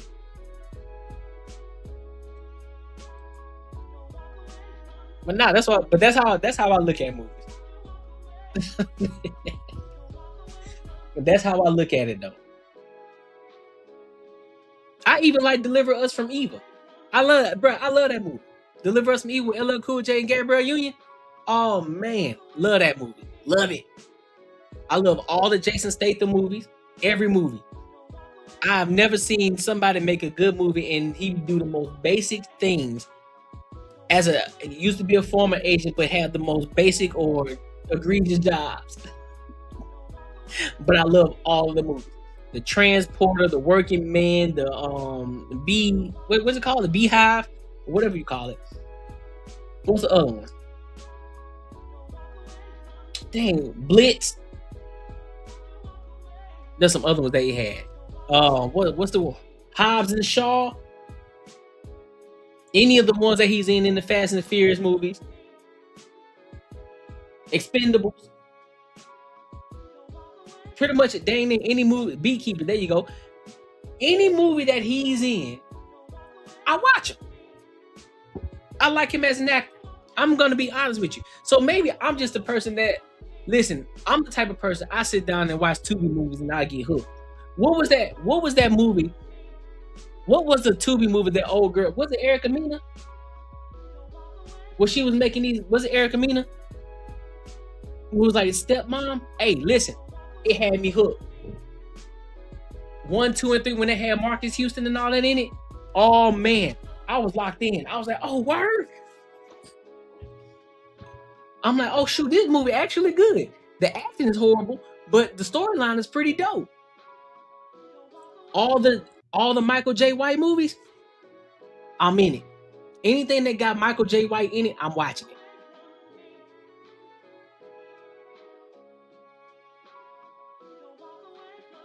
Like I'm a cornball for bad acting, but good storyline. For real. Any movie that may be that may have terrible acting, but the movies is good. Oh boy, I forgot the name of it. Cause they had it was a Tubi movie. And it was like 3 different versions. Old buddy who played B.I.G. Cause he be doing a lot of Tubi movies. Old buddy who played B.I.G. It was when he got out of jail, then he started to build back up, and then he had a brother. Because the brother he's an IG creator. He was an Instagram influencer, comedian, or whatever the case may be. I forgot his name. I watched all 3 of those movies. I was locked in. Hey fam, Listen, I must live on Tubi. Hey, 100%. 100%. I be locked in, bro. Listen, bro, I am a sucker for good storylines, but bad acting. I can overlook the bad act. I'm like, oh, that was horrible. Buddy, you got shot, but then you fell 10 seconds later. I ain't never seen nobody get shot like that before. But I can bypass it because I want to know what happens in the end. I'm like, damn, bro, that was horrible what they just did, but I want to see what's gonna happen. So I'm locked in. It goes to make the ultimate action movie. Okay, shit, lock in. Tubi be too horror for me. I be laughing too much. Bro, for real. Tubi got the best low budget movies. I swear. Them low budget movies be getting me, dog. It be getting me, but I'm like, I want to know what's gonna happen. Somehow, listen, they understand it. Somehow they understand the engagement factor of it, but they just the quality of the movie just hadn't caught up to that yet. It just hadn't caught up yet. Cause them hood movies be getting me, bro. The hood movies be getting me. I think I saw another one. It was another one that I saw with the Water Boys, because they had T.I. son in it, and then they had Quavo in it, and they was like the Water Boys. They was out there selling water. They was out there selling water bottles in Atlanta, and then the young dude, he ended up his homeboy, who was his best friend, because he wanted to be the, of course, he wanted to be the degenerate. He wanted to be the hood guy. He couldn't see the vision, but the one friend, he's like, man, listen, I'm trying to get up out of this. Because I think Lala was his mama. Lala was the mama. And it had me hooked. I was like, oh, shoot, this movie hit good. I want to see what's going to pop off. I kind of knew what was going to happen. Because you got one guy who was too eager to be hood, to try to fight back, to try to be vengeful. So he was going to end up getting killed like he did. And then you had Quavo, which was the bad guy. And then you had the little dude. Acting was horrible. But storyline was pretty solid.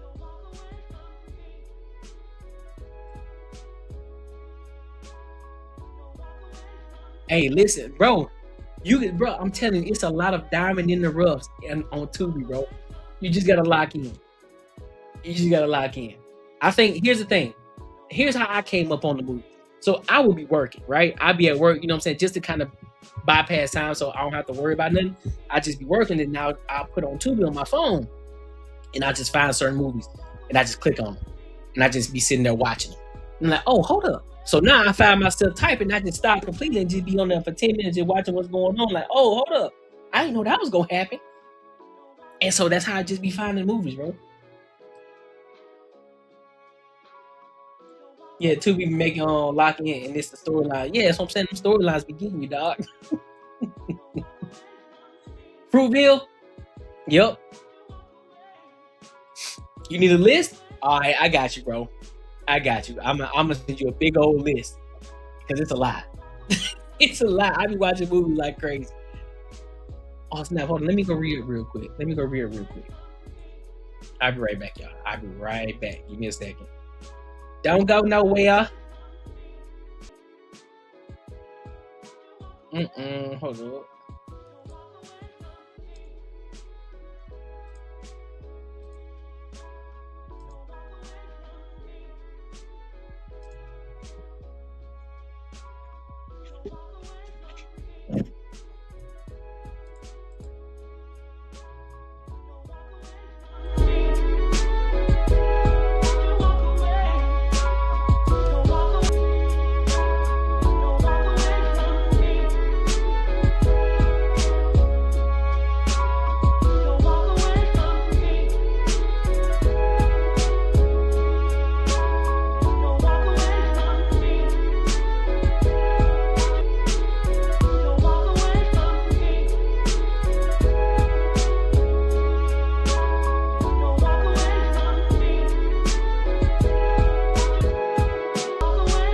Away from me.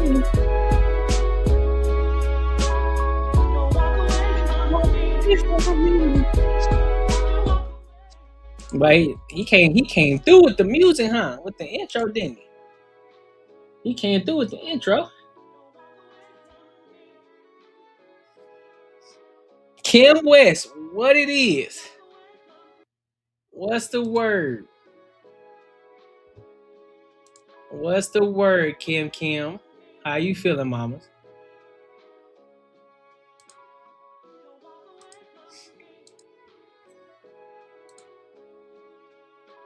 How you feeling? All right, so this next story has let's go ahead and get into this next topic. Gen Z. Oh, hold on. Before we get to the next topic, hold on. Let me read the cash app first. Hold on. Wait a minute. Yeah, you right, man. Making money is me, man. 10 years, man, you gonna have that Benzes. 10 years. Thinking more like 10 days, man. 10 days. Shout out to the homie Real Life PJ for the $5. He said for the Tito's fund, big dog. Homie, I appreciate you, fam. And you already know what we gotta do. All right. Oh, man, get my $5. All right, bro. Man, get my $5, man.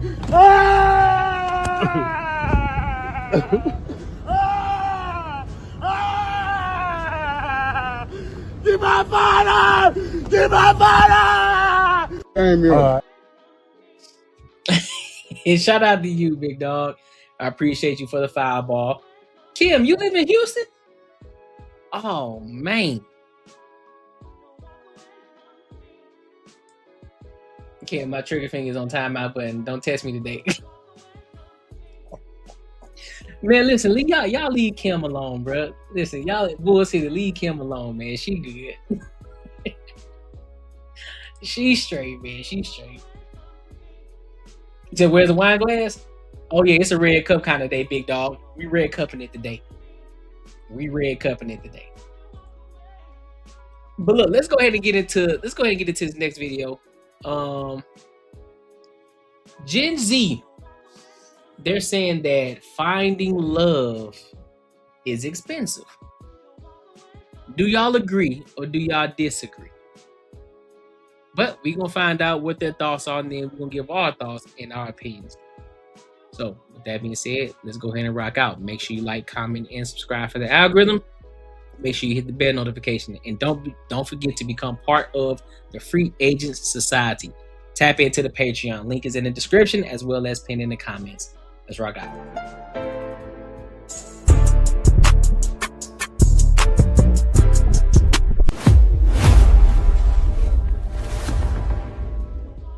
A lot of people talking Gen Z singles. They're facing a romance recession. Young adults are finding out that dating has become too expensive between dating app subscriptions and pricey drinks and expensive dinner menus.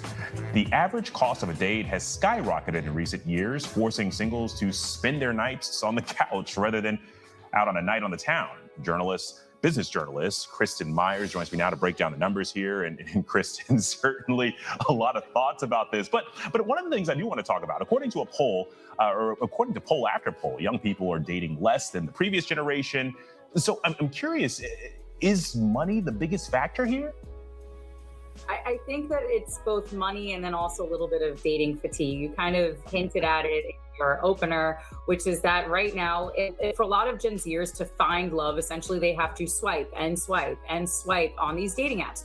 Gone are the days where you go out and you meet people in person at networking events or at hobbies, or frankly just being set up by friends or family members. And I think that fatigue combined with the exorbitant cost of dating all of these people that you will probably never see again is making a lot of Gen Zers feel tired and exhausted from the whole dating game altogether. So hold up. So y'all basing y'all relationships and dating on social media apps? So y'all don't know how to go outside and talk to nobody. Listen, bro, I came up in the time where the mall was the place to be. Summertime mall, summertime pool. I remember there even used to be a time where blind dates was a thing. Hey, bro, your homegirl got a friend. Look, bro, she cute. Hey, shit, bro, let me talk to her real quick. Let me see what she talking about. Damn, bro, shorty talking like she fine as a motherfucker. Next thing you know, you see her, she widening all outside. But in all seriousness, though, y'all just got to get out in the streets. Because y'all tell everybody else to touch grass, but none of y'all are actually going outside and touching grass. You said the mall your second home to this day. You feel me? You can never go wrong in the mall. I'm going to be honest with you. Even to this day, you can never go wrong in the mall. Just go outside. Listen, I've always been the person. Listen, I'm gonna tell y'all what it is today. Listen, I'm a fairly attractive dude, right? And I think I'm attractive enough to the point where I don't necessarily need game in order to holler at you. I don't. It's too much going on. I don't need to say nothing clever to you. I don't need to be extra with it because I don't like to waste time. So if I'm gonna talk to them and tell you, listen, hey shorty, excuse me. 9 times out of 10, I don't like approaching women from behind anyway, because you know what I'm saying, that automatically throws up a wall. So I approach them from the front or the side where they can at least see me from that peripheral or whatever the case may be. And I tell them I just keep it simple. Because if you're in the mall, I'm not gonna sit here and try to have a full conversation with you. I'm trying to get the number and I'm gonna get going and I hit you up later. Listen, I find you attractive. I want to get to know you more. Let me get your number. Simple as that. I keep it simple, bro. And sometimes I add a little bit more to it. But for the most part, I keep it simple.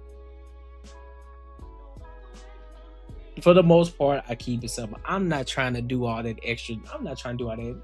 And sometimes I even tell you, like, listen, I'm not the kind of guy that's about to tell you something dope, or I'm not about to give you something. I'm not Mr. Cool Guy where I'm just gonna say something that's gonna take you off of sweep you off your feet. I'm not gonna do that. I find you attractive. I don't know you, so I want to get to know you. And I'd like to have your number. You can either say yes or no. You say yes, bet, got the number. We're moving on. I'll hit you up later. But I'll make sure if I do get the number, I'll make sure I reach out, because I learned this in business as well. Or somebody that I just met, if we're speaking business, I always remind myself to at least message them or text them within 10 to 30 minutes of me meeting them, so that way they can lock me in. So that way they won't forget, because people forget, life happens, right? Life is just life. So I text them, hey, it was a pleasure meeting you. You know, I would love to get to hopefully we get a chance to link up later or whatever the case may be. And then boom, we're good. Now that person remembers me. And so when I hit them up, they'll know. You feel me? Like, I ain't got time for all that, bro.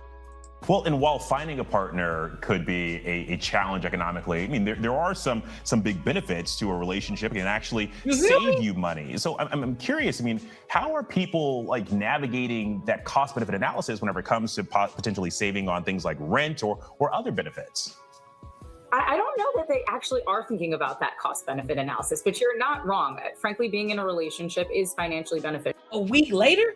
You get back a week? Shorty, why so long? Why you waiting back a week? A week? Nah, man. Listen, if you're gonna get them back a week later, at least hit them back within the next 10 to 15, maybe 30 minutes or an hour. I'll give you an hour. Hit that person back within an hour. Hey, this is, you know what I'm saying? This is Kim. You know, we met in the mall. I just wanted to text you, say it was a pleasure meeting you. Hope that we can talk soon. So that way they can remember you. Keep that in the mind, like, oh, that's Kim. Oh, that's that fine shit. That's that fine shit I seen over there at the mall. Hell yeah, I'm definitely locking that in. Don't wait a week. Cause now all of a sudden he didn't feel like, oh, she wasn't feeling the G for real. He done moved on for the most part. Getting married, or who you marry rather, is going to be one of the most important, actually, I would say the most important financial decision that you are ever going to make. So there's the very practical realities of being in a relationship with someone helps you save on things like rent or bills, but there's also the very real fact that companionship, and we find that married couples, they end up making more money. And frankly, marriage tends to be an economic, particularly for men, it tends to be an economic tailwind for them. So being in a partnership is definitely a net positive thing for most people, especially financially. But again, I don't think that a lot of Gen Zers are approaching dating in the most economically sensible way. There's definitely a middle ground between going on a walk through the park and just telling someone to meet you on a corner and going for a walk because you don't want to pay $200, or paying $200-$300 on a date, which in New York City is not that unusual. Because man, I'm not paying I'm not paying $200-$300 for somebody I don't know. That's what I'm saying. Y'all doing too much. I remember dates used to be simple. back in the day, bruh. I'm still of the ilk, man. We finna go to the movies, my dog. We finna go to the movies, or we gonna kick it. Now listen, we finna go kick it for a minute. Especially on the first meet. I'm not trying to take you nowhere. I barely know you. We finna meet up. Listen, we finna meet up somewhere. A spot that's in public, inexpensive, where we can just sit and have an intimate conversation. Because my goal is to get to know you. If I really want to get to know you, right? My goal is to get to know you. Because when I approached you, I said, listen, you already didn't check the mark off of me that you're attractive, right? Bet. So we good on that. Now I want to know who you are. I want to get to understand you. I want to know who you are as a person.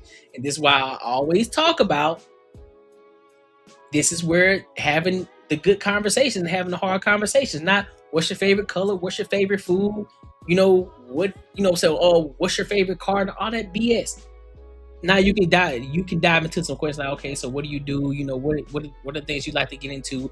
What are you obsessed about right now in life? What's going on? Who are you inspired by? Having these type of questions, because guess what? These are thought-provoking questions that you can ask, where y'all can actually have a conversation back and forth. Y'all can feed off of each other. I'm not gonna take you out on a $200 date and I barely know you. No. And to be honest, Kim, I don't think $200 is crazy. I don't.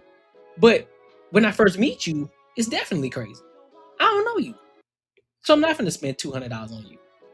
Man, we about to go grab this smoothie. Listen, I would even be so inclined to the fact of, I would ask you, I'm like, hey man, what's a snack that you love? Because see, that's the type of person I am. I would hit you with, if I find you attractive and I'm rocking with you, and I'm like, hey man, I want to get to know this shorty. I would even hit you up on the time of test. Hey, I never asked you. I wanted to ask you, like, what kind of snacks do you like? Do you eat snacks? What kind of snacks do you like? And you would tell me, oh, I like the gummy worm. I like the gummy worms with the golden pack. Oh, where? All right. Oh, that's what's up. You like those? Man, I like them joints too. Hey, how about this? Well, what you got going on tomorrow? You ain't got nothing going on tomorrow. How about, listen, let's meet up over here. X, Y, and Z. Okay. You sure you good with that? But you gonna kick it a little bit. Nothing crazy. And I'll stop at the gas station and I'll get them golden packet of gummy worms for you. Not even thinking about it. Hey, listen. Now, I remember you told me you like them gummy worms. So, I stopped by, I took the liberty to go ahead and grab you something right now. I know you like them. Oh, that's so sweet. You know what I'm saying? You feel me?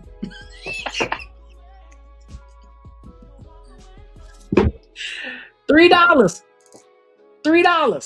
That's it. $3 to $5. That's it. Exactly. You gotta drink out the hose. You gotta drink out the water hose before you get $200 out of me. You gotta drink out the hose, big dog. You're not about to get $200 out of me out the gate. No, sir. Absolutely not. You said snacks is wild. Go get some random noodles. Nah, man, snacks. What kind of snacks? Because y'all know y'all like the snack. Y'all like y'all little comfortable foods. Y'all like y'all little snacks. When y'all kicking up. Sometimes y'all be in y'all fifis. Y'all like y'all little snacks. So therefore, you know what I'm saying? I'm already, because now I bought you this. You barely know me, right? But I took it up on me when I was on the way to meet you at whatever place I said we were gonna meet. I stopped and I grabbed you some of your favorite snacks. Guess what? You gonna remember that. It wasn't no $500 Birkin bag. You gonna remember that. Like, oh, dang, girl, let me tell you, I barely knew you stopped and got me some gun, my favorite snack, girl. Come on, man. Come on now. The ramen dates are fine. Man, you feel me? So if a woman asked you out and she was ready to spend $300 on the date, would you tell her no? That's too much. Let's just go get snacks. Nah, I'm gonna tell her nah. I don't want you to spend that much on me. Why want you to spend $300 on me for? You don't know me. That's the difference between me and other dudes. Some dudes will say, yeah, they'll take the $300. Nah, I'm good. You don't need to spend $300 on me. Nah. I'm good. You got to be my lady. You got to be my lady for me to allow you to say, well, shit, I'm finna spend $300 on you. No, I don't know you. What you spending $300 for? Like, we don't need to do all that. Because to be honest, can I be honest with y'all? Men don't really care about taking y'all out to no date for real. They don't care about taking you dinner. They do it because that's what y'all want. For the most part. If men could have it their way, they would say, hey man, I'm just trying to kick it at the crib. I'm just chilling. I just want to vibe with you. I want to get to know you, but because, we want to make sure that y'all are safe, that y'all are comfortable. We want to make sure that y'all feel protected. So we take y'all out on these dates. If it was left up to a man and whatever he said goes, ain't going on no damn, can't go out no dinner. No. We chilling. We chilling. We don't want to go. We don't want to get dressed up. We want to kick it. I'd rather sit down and watch a show. I would ask you, what's your favorite show? What show you like to like? What show that you like to watch? Oh, you like to watch that show too? Bet. Shit, let's kick it. Well, how about this? I'll grab some snacks. I'll grab some drinks. We kick it. We ain't talking about Netflix and chill. We don't got to do nothing. We kicking it.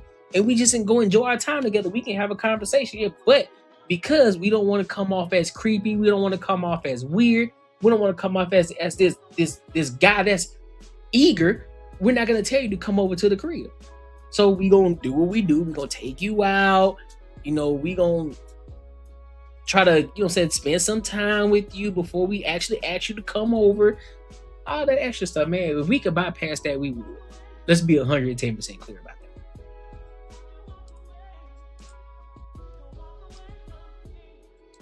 It's not that hard to find a bar or a restaurant where you're going to be spending a lot of money. Well, that was a very tactful way of talking about the lifestyle creep of catching flights. No men don't. Men only do it because they know that's what some women actually want. Most men, they don't care for that. Because they know the reason that a lot of men show off their stuff is because they know that some women are attracted to it. For the men who don't care about that, for the men who don't really care whether or not that she rocking with him because he got money or not, man, he don't care about that. Yeah, they want to show her new things, but they don't care to do it the way that she want to do it. They want to show her new things when they want to do it. That's the difference. Because if a woman comes out and say, well, I want you spending $500, I ain't gonna spend no $500 on you. But if he sees the type of woman that you are, the character and the value that you bring to him, then and only then is he willing and wanting to pay the $500 or want to show you the world. But that's because you have already provided the value that you've already displayed the value that he likes. What are you talking about? No. Now, the ones that you're talking about are the ones that they lead with their money. Those are the ones that y'all get finessed by. The ones that lead with the money. And once that money's gone, most chicks, they up and leave because they led with money first. The ones who actually have money and are securing themselves, it's like, shorty, I don't got to show you what I got. I know I'm good over here where I'm at, but I don't got to break bread on you. I don't got to do that. But just know I'm comfortable. I'm straight. I'm good. I don't need your money. It's two different types of men out here. Going out on expensive dinners here. But there's something else that I wanted to talk to you about, and that's this viral TikTok trend, the stay-at-home boyfriends that are on the rise. I'm curious, what are you saying? What are you seeing in the workforce that explains this trend? Yeah, they want to do it on their time. They don't want you to tell them what to do because that's when it's like, nah, you're not finna tell me what I'm finna do with my hard-earned money. I want to actually do it for you because there's a reason why I want to do it. Not because you told me that I should do it. Well, I'm a millennial, so I know for us millennial women, We are not dealing with a stay-at-home boyfriend. I can't think of any one of my friends that would ever go for that. But I think that what we do see Gen Z do a lot is they are upending a lot of traditional gender roles, and that would be one of them, right? The concept of the stay-at-home wife or the stay-at-home boyfriend now becoming the stay-at-home, or the stay-at-home wife or stay-at-home girlfriend now becoming the stay-at-home husband or the stay-at-home boyfriend. I don't know how popular that trend is, though. It might seem popular because it's got a lot Man, that's not. I think it's just a talking point. Let me be honest, because I don't think there are many men out here that are stay-at-home husbands. And I don't think that there are many women out here that are stay-at-home moms. Now, are there some that actually want to be stay-at-home moms? They would much rather prefer be at home, spending time with the children. Yes, absolutely, there are some. And I think that's dope. There are some men who don't want the woman to make money at all, and the man just only makes that money. Cool. But your average, everyday man and woman out here, both of them are working. Both of them are working.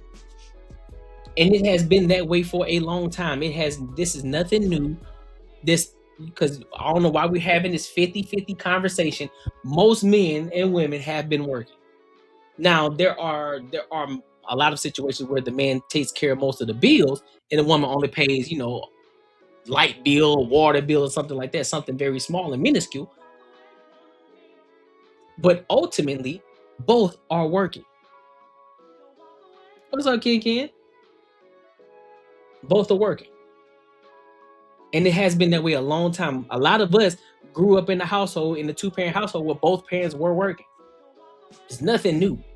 But the problem is when, I don't know where it started, I don't know how it started, but we got to a point where a lot of situations, a lot of conversations comes to, well, I don't do 50-50. You ain't a real man if you ain't taking care of 100% of the bills. What you mean? Because last time I checked, when I grew up in the two-parent household, regardless of both of them were working, we still knew the dynamic of the relationship. We still knew the man was the man, the woman was the woman. That doesn't mean one was better than the other, but we knew that there was a hierarchy. When difficult conversation had to be had, guess what the mom would do? She would lean towards the head of the household, and she would confidently say, well, my husband is the head of the household, so I got to check in with him. There was no issue, there was no shade, there was no belittlement, there was nothing. And guess what? The father will look down. The father will look at the mother as, listen, I couldn't do this without you anyway. I couldn't do this without my lady.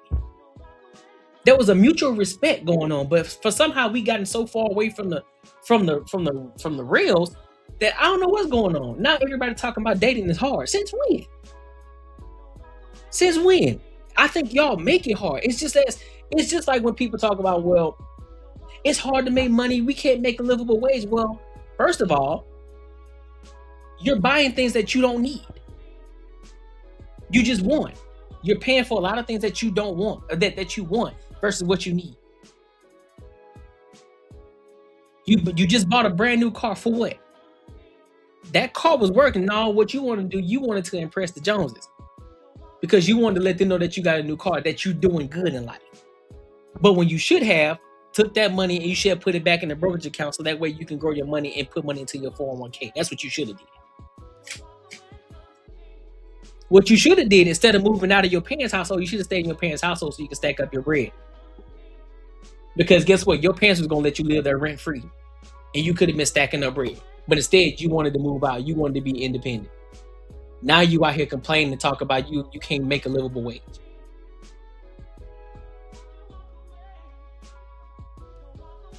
Now you struggling living paycheck to paycheck. You just got into $100,000 of debt going to college on a degree that you ain't even using.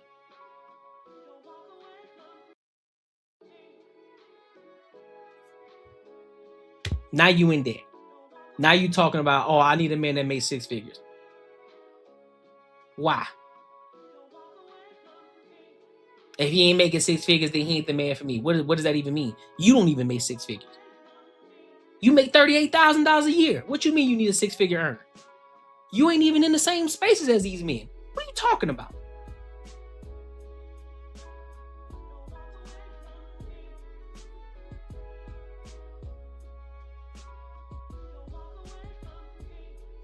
I'm just saying.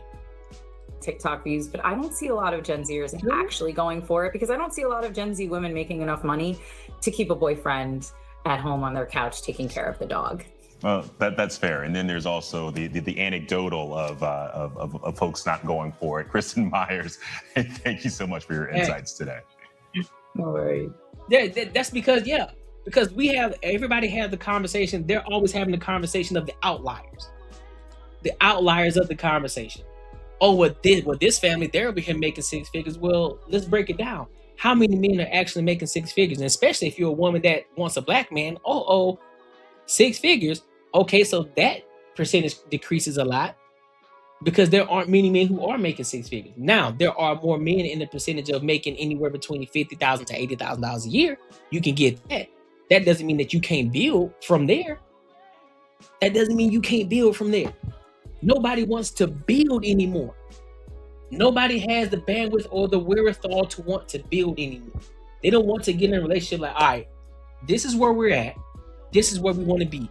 How are we going to get there? All right, I got some debt. I made some bad decisions in life. Okay, well, listen, let's figure out how we can fix that. Boom, she comes into it with her little debt or whatever. Instead of y'all sitting down and having a real conversation on, listen, where do we want this relationship to look like? Where do we want to go in the next 10 years?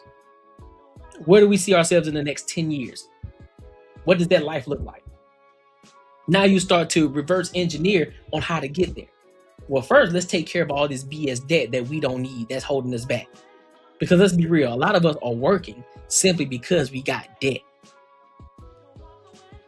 That's why a lot of people are actually working. That's why a lot of people are attached to their jobs, because they got debt that they got to pay off. They made a lot of bad financial decisions and probably still making bad decisions to this day. Don't understand how to invest their money properly, invest the money into themselves so that way they can get themselves out of debt, so that way they can live true freedom. They can live a true free life. But don't nobody want to learn because we're too focused on drama. We're too focused on, you need to be making 6 figures. Newsflash. Y'all do know 6 figures earners, they still are living paycheck to paycheck, right? Because guess what happens? You get somebody who's making $50,000 a year. It just so happen they get a break. They get to it. They get a job, and it's making they're starting to earn 6 figures. Let's just say $160,000 a year, right? What do you think the typical mindset of a person that goes from $50,000 a year to 6 figures? What do you think their mindset is? Their mindset is what? Okay, well, I can move out of this apartment. I'm gonna give me another apartment, which is more expensive, because you were just paying $1,100. You were just paying $1,100 a month for this apartment, but now you finna go and get a new condo, which is gonna run you about $2,500 a month. Oh, okay, well, shoot, that's dope. You know what I'm saying? I got enough money to fund this. Then guess what's gonna happen too? Now you're gonna go buy a new vehicle, a brand new. You're gonna buy that new Mercedes S-Class, or if you're a woman, you're gonna buy that Mercedes C-Class. Now you killing them. Now you making videos and talking about this is what hard work gets you. I don't want no broke nigga around me. I do my thing. All right. Now you just added more debt. Now that Mercedes C-Class that you just bought, you paying anywhere between $800 to $1,000 a month. When the car you had before, when you had that Toyota Camry, you was only paying $200 a month for it, and it was almost paid off. But you just had to go. It was itching. Your pockets was itching. You had to go buy a new one. So now your life has. Now you have elevated your lifestyle to what you're making, and now you're doing the exact same thing that you was doing when you was making $50,000 a year as you're doing when you're making 6 figures. And now you still living paycheck to paycheck because now you got to keep up with all these payments instead of staying where you were at that apartment, or at that hotel. At that apartment that you were living in that was paying $1,100 a month, and keeping that same Toyota Camry that you was paying $200 a month. Now your finances have elevated. What you should have did, went ahead and paid off everything, and then you can start investing your money. So now you can really grow your money at an exponential rate. So you ain't got to worry about it. And then now you're making money 3 to 4 times hands over fist. Now you can say, well, I can sit back, I can kick it. Now I can actually go and buy. Now I can afford to go and pay for this $2,500 condo. Now, if I really want to, is my Toyota Camry really that bad? It really ain't. I got a few more years in it, so I'm a ride it till the wheels fall off on it. Then when you really feel like it's time to buy you another vehicle, then you can do it, because now your money is straight. Now you're good. You're out of debt. You don't have any debt. Now you can go pay for it. Now, if you're smart enough, now you could probably go buy this vehicle. You could pretty much pay it in cash if you wanted to. But hey, I don't know nothing. But hey, make sure you like, comment, and subscribe for the algorithm, and make sure you hit the bell notification. And if you gain any value from this video, make sure you share this with your family and your friends. Listen, if you enjoyed this video, be sure to check out either of these 2 videos right here. And make sure you share this post with your friends and your family.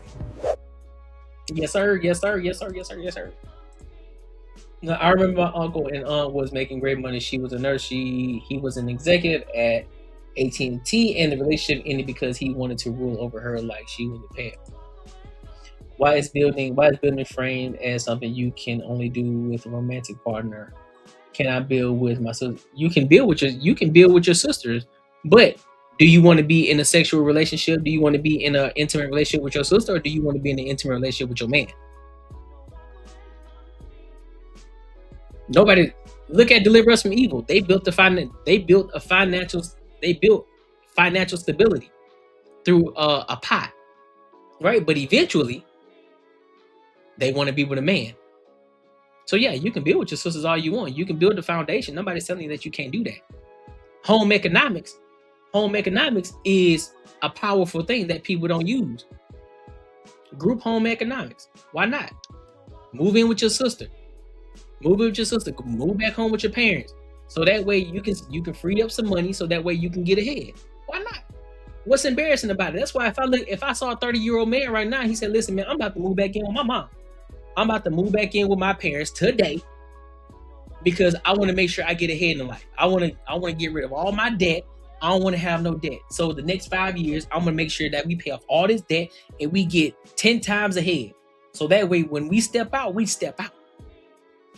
I don't see nothing wrong with that. But society would tell you, oh, nigga, you 30 years old, bro. Why you moving back in with your mom? Because I'm trying to get ahead and I don't want to be in debt like you. I don't want to be out here crying and struggling, talking about $100 groceries. Or I don't want to care about me having to fill my gas tank up when gas is $4 a gallon. I don't want that to be an issue for me. So I'm moving back in with my parents so I can pay off all this debt, so I ain't got to worry about it. Sounds like the smart thing to do to me, but hey.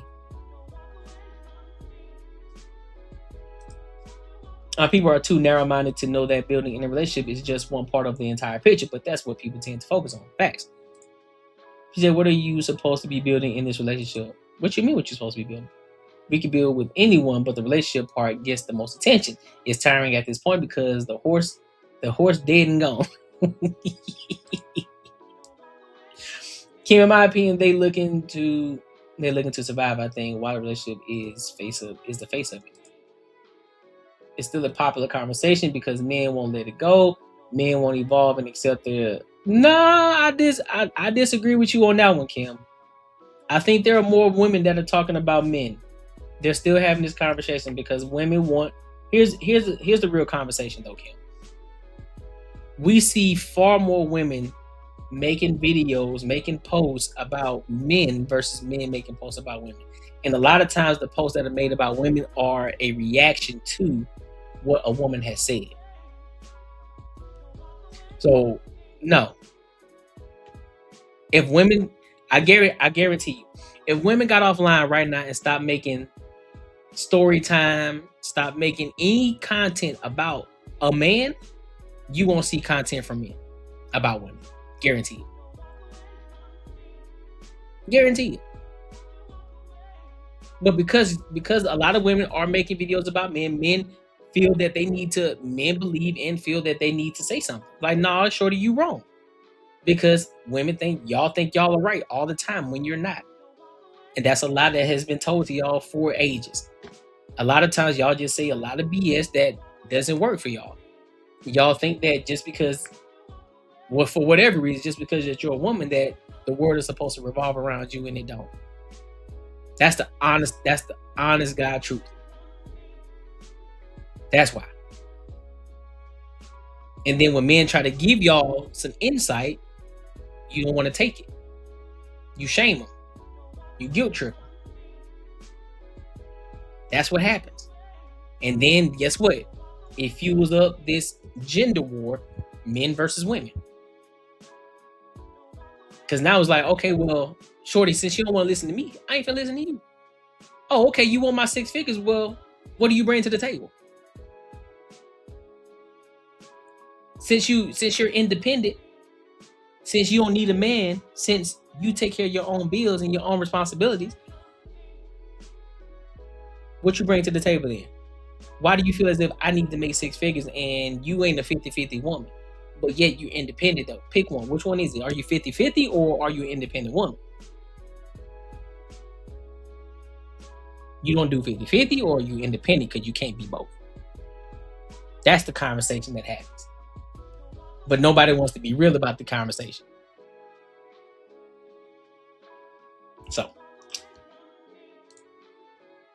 but yeah, that's what happened, man. But let me read the super chat real quick.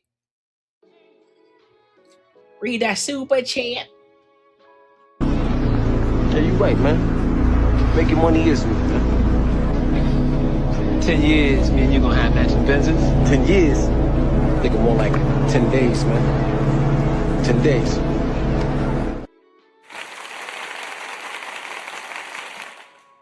Shout out to Kim West for the 10 ball. She says money making court. Hey, listen, we getting there. We getting there, man. We are getting there. Day by day, day by day. I appreciate y'all for showing the support to the channel. Definitely appreciate that. Definitely appreciate it. Let me say, she says because men believe women should submit to them and a normal-minded adult just don't think like that. No, see, but I think no, I disagree. When a man says submit to him, that means respect him. But I think y'all take submit as you should be walked over, as if you're just a floor mat. That's not what that means. It means respect that man for who he is. Respect that man and understanding that he is a man. And regardless of what you say, oh yeah, it is my full top 10. But it's understanding that he is a man. And the last thing, in understanding that you are a woman, you thrive in being a feminine woman, he thrives in being a masculine man. And at any point where you try to cross those lines and you try to jump over it and try to make him seem as if he's less of a man, that's where the problem comes in. That's why he says submit. Because let's be real, Kim, if the world were to go to hell right now, who y'all gonna lean toward? Are you gonna lean towards another woman? Don't tell me yes just because you want to be right. Be honest. When you want protection, are you going to another woman or are you preferring it to be a man that's going to protect you from harm?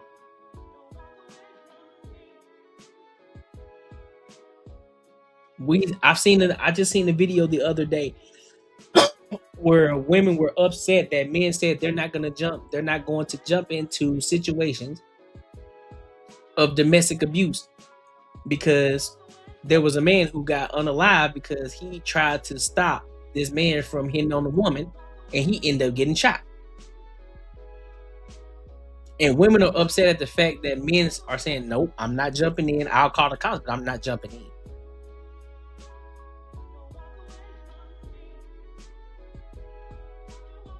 But the fact that y'all don't even have the foundational respect for a man, that's why they're saying you need to submit. Because y'all live in a first world country. Y'all really think shit's sweet until a man has to show up. And it's like, oh, hold on. I didn't expect that. I know you didn't because you thought I was pussyfied over here.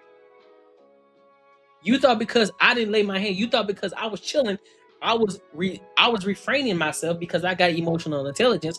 I'm not allowing my emotions to control me right now. I'm in control of my emotions. I'm chilling. Because I know if I would have hit you with a right hook, I'm knocking you clean out. And I know the consequences behind that. So I'm chilling. But y'all don't even have the basic respect for a man. So that's why they're talking about it. Y'all treating men as if they ain't nothing.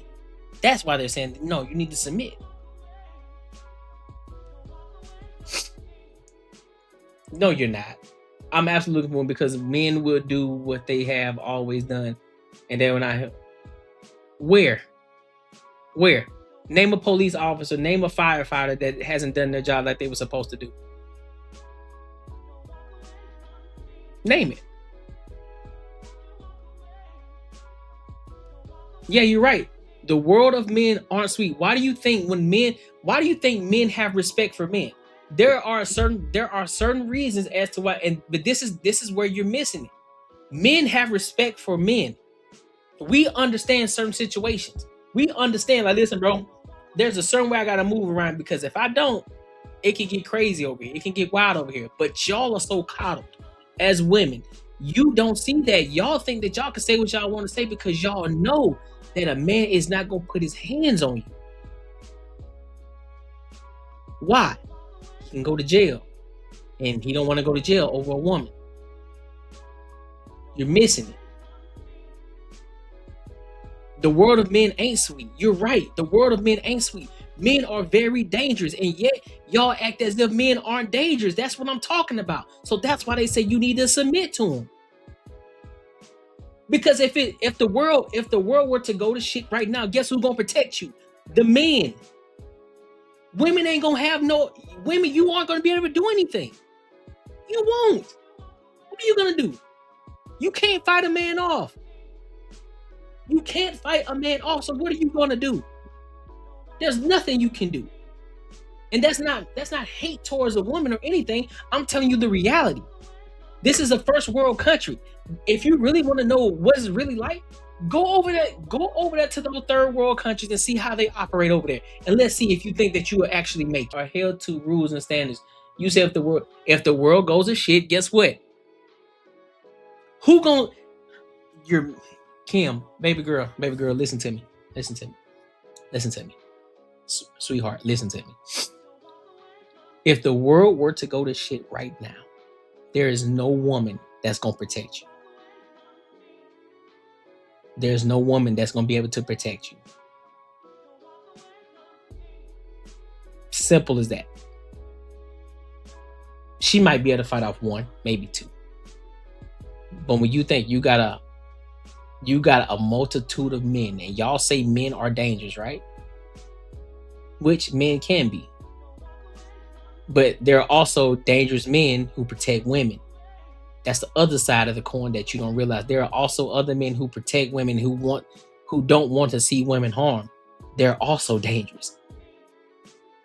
So with that being said, because they're going to protect you, they have to be dangerous as well.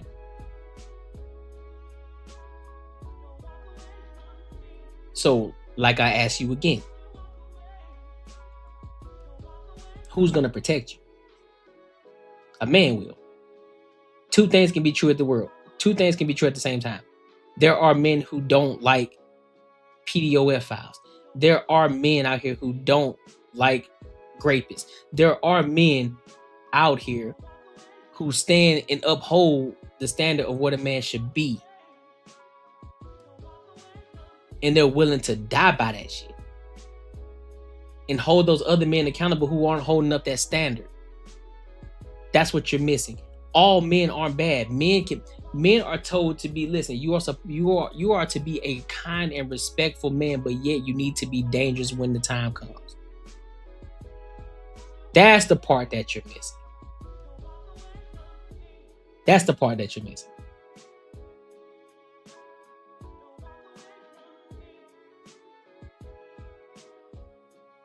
You missing it, sweetheart. You missing it. You missing it. You missing it. You missing it. Let me ask you a question. Would you rather be a zebra or a lion? Would you rather be a zebra or would you rather be a lion? Which one would you rather be? Because last time I checked, lions will automatically destroy a zebra. So you can use that same analogy. Women are zebras, men are lions. Would you rather be protected by the zebra or would you rather be protected by the lion? Two types of men. There are dangerous men who want to do harm to women. There are men who are kind and respectful and who want to protect women that are also dangerous. So, the men who want to protect women will protect you from who? The men who are completely dangerous, the ones that are rapists, the ones that are pedophiles, the ones who want to do harm to women. They are the ones that will protect you, so they also have to be dangerous. So, the question then says, who are you going to be protected by? You're going to be protected by that kind man who can be dangerous. Come on, man. Come on, man. Y'all got to work. This is y'all problem. Y'all don't listen. You only hear one part of what I'm saying, and you don't hear everything. You live in the United States of America, correct? Are there bad things that happen in the United States of America? Yes. But would you rather live in Iraq or would you rather live in the United States of America?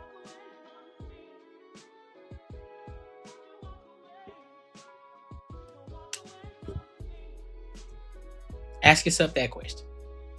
And if you want to live in Iraq, then go ahead and pack your bags, hop on a flight, and fly over there and live over there in Iraq. And let's see how you actually love it.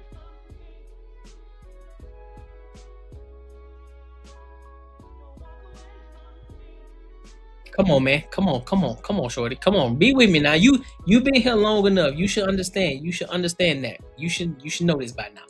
We were ever engaged. Right, so let's get into these women. Let's get into Sarah Fadnat and B. Simone.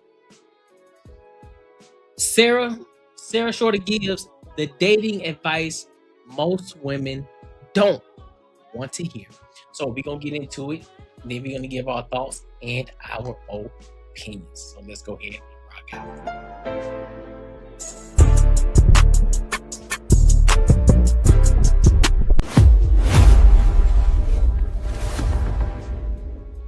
Like, what do we do? And he's like, I don't know. So we got back July 5th. From July 5th to August 12th, he was like, still had his little roster, juggling people, talking to girls. I'm still going out with the guy I was just going out with, getting to know, going to the movies, having conversations, talking, doing all the things, playing card games, et cetera, et cetera. And August 12th, he told me, you need to get rid of that dude. And I said, first of all, I'm not getting rid of nothing. I'm not letting go of a man that's marriage-minded to be your girlfriend, because we had had this conversation before. The reason why Brock and I had never committed to each other before is because he was just seeing how stuff was going. I want to be married. I want to be a wife. I want a husband. I want a covenant under God. Do you hear me? Like, I don't want to be a situationship. There's nothing attractive about that. So he was like, all right, well, you need to get rid of him. I said, well, if I'm going to get rid of anybody, you need to get rid of all your girls too. So he was like, okay. So next day I let go of the other guy and he let go of his girls. So now we're having conversations. August 18th, we got married. He said, he called my dad. He asked my dad for permission and we went to the courthouse and we got married. September 8th is when he proposed to me. Shout out to the courthouse bandits. I like it. I like it. I like it. If you want to know the true meaning of I want this relationship to be something real, you take that joint to the courthouse. You don't need all the extravagant $50,000 wedding. You don't need all of that. Because if you really rock on that person, you really locked in with them. Listen, you don't care how it gets done. It gets done. When I didn't even know that was going to happen. We planned a trip to go back to my hometown, and our parents are the only ones that knew we were married, because we were going to tell everyone, I don't know, later when it was like, it was okay that I didn't even know I was going to get a wedding. And then he was like, you deserve a wedding. You deserve the dress. You deserve all the things. So do it.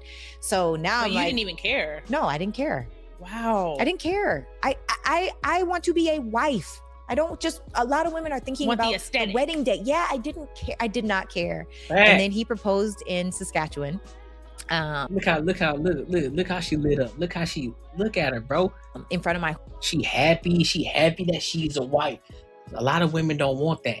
A lot of women, they just want the aesthetic. They want the Instagram post. That's what they want.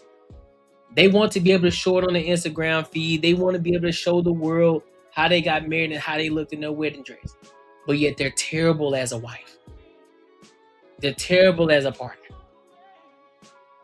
They're terrible as a person to build with. Because they don't know how to follow. They don't know how to be a part of the program. They want to be an individual. I'm still an individual. No, you are one. We are one. And if y'all really want to break it down to the nuts and bolts, listen, shorty, you are an extension of me.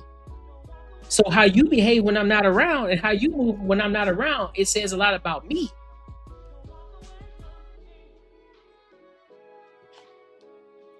Whole family, my parents, my brothers, my sisters, my nieces and nephews, you know, people flew in, and then the people that couldn't fly in sent in a video. Like, everybody knew. And I was like, because I'm observing, you can't really get a lot past me at all. That's a fact. So we were married before we were ever engaged. So third time wasn't a charm. Third time I was married. And then our wedding happened February 15th, and we announced that we had actually been married for just about 6 months. That's so cool. And I love that. Yeah. I feel like that's how I'm gonna pop out. Like, my son just graduated. Period. Like, stop playing with me. Stop. Yeah. Yes. How did you know on that sixth day? Listen, PJ. I ain't gonna hold you. I ain't gonna even take that money for honeymoon vacation. No, I'm putting that money back. I'm investing that money. I'm not using it on nothing that ain't gonna give us a return. Cause here's the thing. Think about it, y'all. When you get married, there's no time limit. There's no time limit on it. We can come back to the honeymoon, because here's a mind frame that I come from. If I want to do something extravagant, I want to do everything, right? I want to make sure it is the best of the best. And I don't want to half step it at all. So if I decide I want to go on this honeymoon vacation, I want to make sure it's dope. I don't want to half ass it. I don't want to do nothing. I want to make sure everything is dope. When I take a trip, we talking first class trip. I want the full experience. I don't want to put us in debt. I don't want to put us in a situation where now it's like, dang, maybe we could have used that money. I don't want that. So I'm going to invest that money, because now guess what? If y'all together for a lifetime, bro, there's a lot of time that you can make up. There's a lot of time that you can have that honeymoon. 10-year anniversary. Make it to the 10-year anniversary. You could have stacked up a lot of bread, and guess what? You're far ahead, because instead of you taking that money and using it for a honeymoon, you've already invested your money into a certain stock, right? Or to an S&P 500, right? Or to a stock that you know that's going to gradually build your money over time. So now, by your 10th year anniversary, you can go all out. You can do it how you want to do it. No strings attached. Now we can have a really good time. We can really enjoy ourselves. And then you can frame it as, listen, this is everything inclusive from the first time that we got married to the honeymoon that I didn't give you the first time. This is all included, and then to everything. And this is also a celebration for us making it to our 10 years, because not everybody can make it to 10 years. Now we going crazy with it. Now we truly enjoying it. Now it's like we getting married again. Come on, fam. I'm with that. Like, this is my husband. Or you knew, I think when y'all were friends, was there ever a little not like there's something there, but like, this is my husband. We'll celebrate a little bit of it, but I'm not gonna do anything extravagant. I would do an in-state resort. Something simple. In-state resort. That's all I'm doing. Husband. I thought that I used to tell all my girls, so I have a soul sister goddess tribe, right? It's Okay. 8 women that I talk to all the time. Okay. I used to tell them, I hate that I love this man. I used to tell them this all the time. I hate that I love him. Because he was my love interest in skits, right? Yeah. So For 2 years, we're doing these skits, and he's my love interest, and we gotta hold hands and be all cute and this and whatever. And then we hang out afterwards, and I always had feelings for him. I always wanted it to be him. I just wasn't gonna play myself, and I wasn't gonna let him play me. I love that. I was not gonna let him waste my time. And I think I'm not following my feelings. No. I'm following the reality of the situation. Period. This man clearly told me he ain't on that. And let me tell you, a man, this is the one time that I believe words speak louder than actions. When a man tells you he just wants to see how it goes, he's just having fun out here. I don't care if that man sleeps at your house. I don't care if he goes with you to events. I don't care. I do not care. If that man does not make it clear that you are his girl, you're not his girl. You're not his girl. You're just not. And I think that a lot of us as women, we start off trying to start something with a situationship. Can it turn into a relationship? Yes, but that is the exception and not the rule. Most times when that girl says, okay, so what's going on? Where are we? What are we? Exactly what he said in the first place. I'm just seeing how it goes. I'm just, having fun. I'm just, I'm enjoying you. I really like you. And then a woman will say, because oftentimes, remember, most women now in 2026 are dating for ego. Yep. They want to feel chosen. Yep. So now I'm going to hold on a little bit longer because that's my man. That's not your man. It's everybody else. My man. Like that one girl that told me, cried to me for hours. I do everything for him. Stop. I don't want to say you sound dumb, but like kinda. For sure. So I think that we as women need to be less delusional about what is directly in front of us. What is this man saying with his mouth? And more importantly, after he said that, what are his actions saying? Because there are some women that get the man that say, I want to be with you, you're the only one. But now his actions are showing you he doesn't care about you. He's lying. He's lying. Right. He's lying. He's a liar. Right. Period. Do you think women are asking for standards that they're willing to not do themselves? They're willing to not meet? I think a lot of women are asking for men they're not qualified for. I believe that with my whole heart. I didn't say it. Sarah Fodden said it. I'm sorry. Sarah Shorter said it. Sarah Shorter said it. Something that men have been saying this whole entire time. You can want what you want. I did a video this yesterday on this lady named, what was her name? Becky Perry. I did a video on it. Go check it out. She's talking about how she makes 6 figures and she's the top woman in her sales group of men that had been in the position for 20 years, and she was able to get to a certain position in 2 years, and she realized that if I'm gonna be with a certain type of man, he needs to be on my level or higher. And then I said, hey, well, that's cool, but how do you know that man that's on your level or higher is gonna want you? How do you know that? You can want what you want. Nobody's telling you you can't have. Nobody's telling you you can't have dreams. Nobody's telling you you can't have aspirations. Nobody's telling you you can't want what you want. But just because you want what you want, that don't mean you're gonna get it. I think that if you were to, a lot of these women say he needs to pay my bills, he needs to get my nails done, my hair's done, my all of these different things. What do you bring to the table? Realistically speaking, what do you think a woman brings to the table?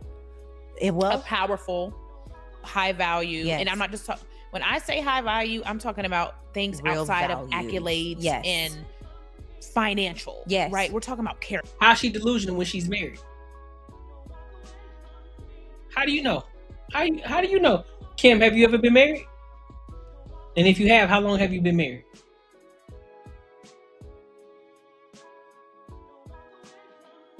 What makes her delusional?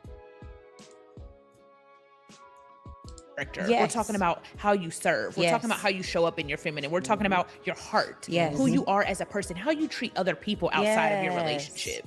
That's high value. Yes. Being a good human. Absolutely. Is a part of high value. Wanting more for yourself out of life is a part of high value. Reading and taking care of your body and your health and your mental health and your physical health and With that getting beast up mode. and Yes. going to the gym. Yes. Taking not just for aesthetic, Yes. but because I want to be able to not have a hip replacement at 65. Girl. I care about my future. I Yes. care about longevity. I care about how I feel right now. I want to have use my temple to the best of my ability, not Yes. just want to post a picture in a bikini Yes. for one summer because Yes. I've been on diet pills. But no, I'm in a gym class. Right. Yes. And that, to me, that is high value. Yes. High value is how you not only treat your partner, but how you treat people in business, how you treat people in your family, how you Yes. treat every relationship, who you are to your core. Yes. Not just for everyone else, but for yourself. How do you Yes. love you? How do you pour into you? How do you show up in the world to your fullest potential? Yes. That is high value. Yes, I agree with you. And I think value is also so subjective, 100%. right? Because And- it's really, what do you want? yes. And who do you want to be? No, I'm gonna let y'all talk it out in And the who do you chat. want to be with? Right? Because some men might think I'm a complete headache. I'm gonna hold you accountable. I'm gonna love on you. I'm gonna push you. I'm gonna nurture you. I'm gonna be in your skin sometimes. I'm gonna be in a completely different area and other times. Like, you've got to find your person. But there's one of the things that I love, and I think that is one of my best superpowers, is I am, number one, very helpful. Kim, let me ask you a question. I want you to be honest. Let me ask you a question, Kim. What is it that you can say good about a man? What are men good for in your eyes? Let me ask you the question.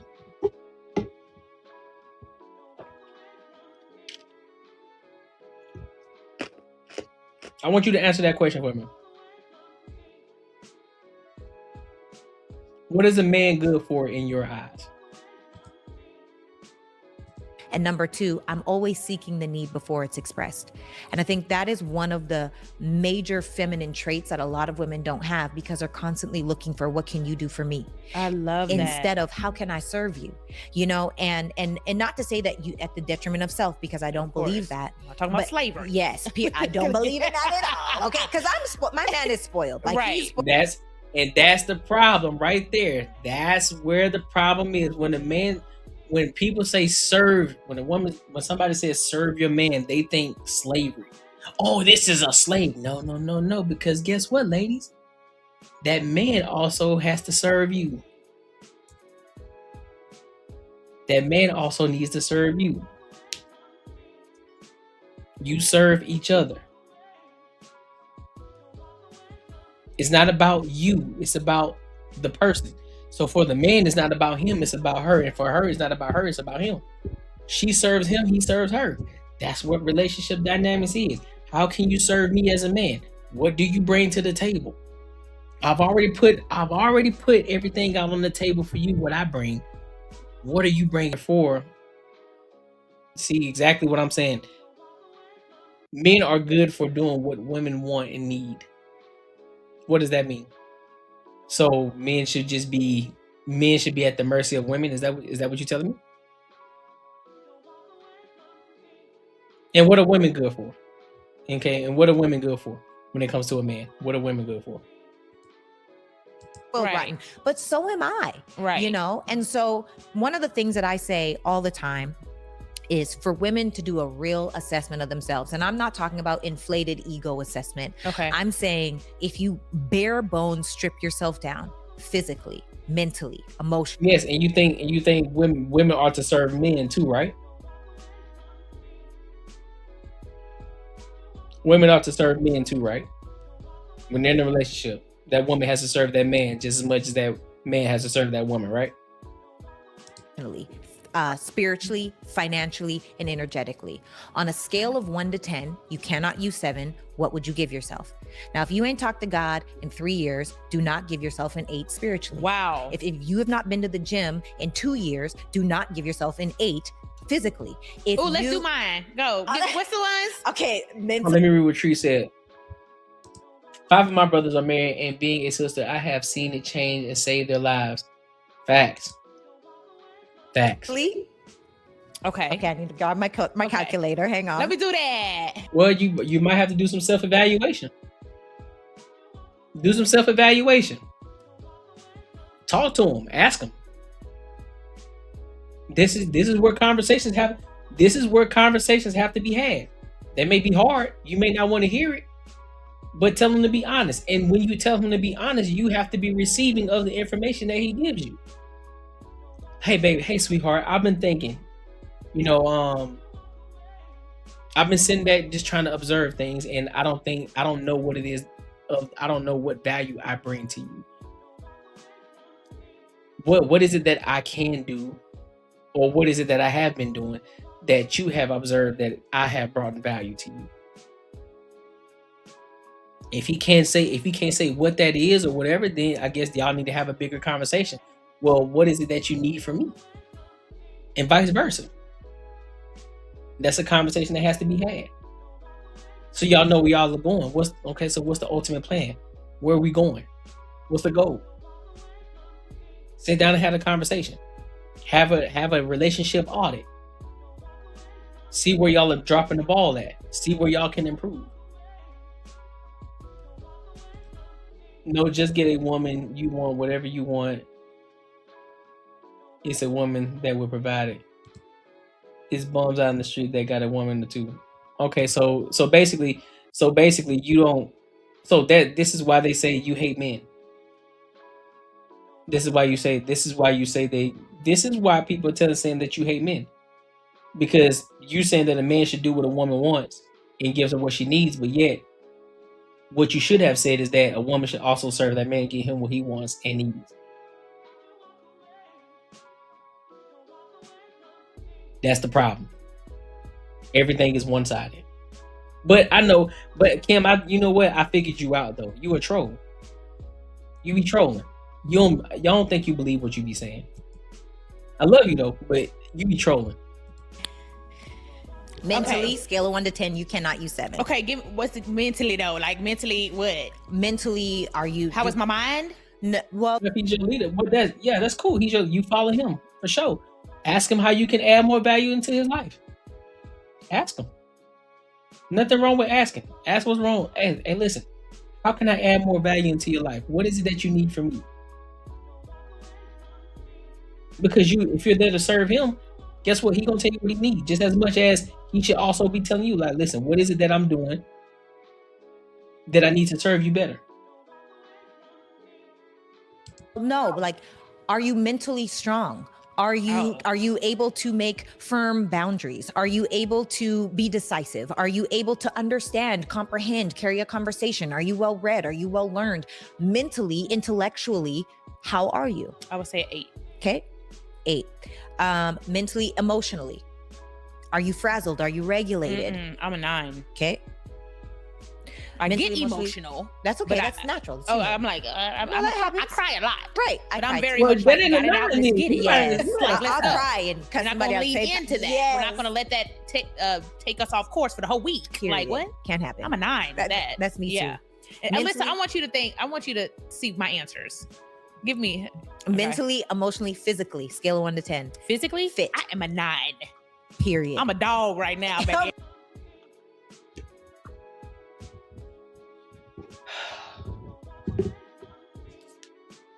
B. Simone. You know what? I'm not even. I'm back in the game. Face beat. I mean, looking physically. Physically, she drank her water. No, you're not. No, you're not. You're not a 9. I don't. No, you're not. No, you're. No, you're not. No, you're not. You're average.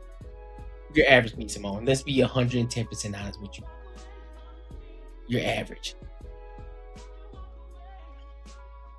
You're not a 9. We've seen some 9s. We've seen what 9s look like physically. Stop, man. Stop. I promise you. It doesn't hurt. It doesn't hurt to say that you're a 6 or a 5 or you just average. It don't hurt. I promise you, it won't make or break your life at all. Because now the spotlight gets shined on you even more when you say that you're a 9. Nobody says anything like, I'm decent. You know what I'm saying? I think I'm attractive enough to give me a decent looking man, a solid man. I bet, cool. I can rock with that. I bet. But when you start to say I'm a 9 and all because I've been working out, now you lost me. And lime and let water me tell this you, morning. I did my assessment. I have a Chinese medicine herbalist. When did I? women are the more vulnerable group. You have already admitted that women take on more risks dealing with men. So why shouldn't she have higher? Nobody said that she shouldn't have higher standards, but you still have to do the work. This is why y'all need to read y'all Bible. You still have to put in the work. In order to get a man that you want, you have to put in the work, Kim. What are you talking about? You gotta become the thing that you want. I can't sit up here and say I want a Ferrari and I deserve a Ferrari if I'm not putting in the work to get a Ferrari. This is the delusional mind of a lot of y'all. You think that just because you're a woman, you think that you deserve the world. No, you don't. You still got to put in work too. And just as I said before, there are good men out here. There are kind men, but they also need to be dangerous when that time comes. But most of the time, why do you think there are men that are in martial arts? They aren't taught to be dangerous. They aren't taught to go and provoke fighting. They are taught to be dangerous in case they need to defend themselves. When it comes to relationships, that's where the 50-50 comes in. I serve you as you. If you're my girl, I'm here to serve you. Just as you are here to serve me. We serve each other. Therefore, we come to an agreement. Therefore, we have to do, you play your part, I play mine. It's not going to be a one-way street where I'm only serving you and you ain't doing nothing. It don't happen.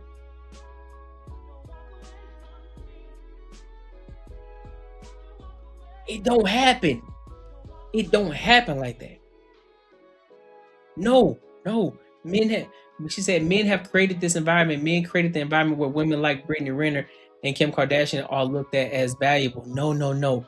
Y'all created that. Y'all created that. Men did not create that. Y'all created the Kim Kardashians. Y'all created the Brittany Renners. Because the Brittany Renners, we just wanted to bust them down. The Kim Kardashians, they just wanted to bust them down. They weren't trying to marry him. Y'all started getting BBLs because of Kim Kardashian. Because y'all felt as if because a man liked the damn picture, y'all thought that that's what a man wanted to take home to his mama. Y'all got it confused. Because y'all assume instead of ask questions, hey, so why is it that y'all do like these girls' pictures, but y'all ain't really trying to be with them? But I see y'all like the pictures though, so that must mean that's what y'all want. No. We like the picture. That don't mean I want them. That don't mean I want to take them home to mama, because I know what type of drama that brings.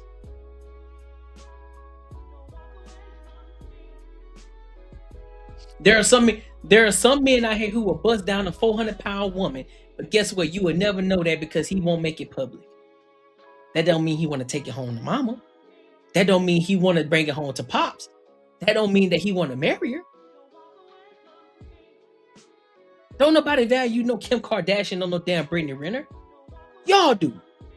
Because y'all think because they were able to get the high earning men, or when I say high earning, that's why I didn't say high value. I said high earning men. They were able to get some high earning men. Y'all thought that they were the standard. So y'all say, you know what? If Kim Kardashian can do it, she ain't got no skills, but she got the body. She got the BBLs, and she got the waist trainers. So I'm guessing that's what men want. No, that ain't what they wanted. They just wanted to bust it down. That's it. Y'all made it a trend to do that. Nobody, every man has said, listen, I don't want a girl with a BBL. I don't want a girl with a BBL. I don't want a girl with a BBL. I don't want a girl with a BBL. Guess what y'all going to do? Go and get BBLs. Oh, because Cardi B got the BBLs and she still got married, but guess what? She ain't married now.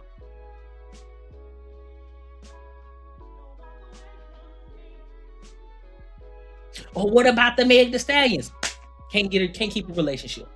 She put a man in jail that didn't even shoot her.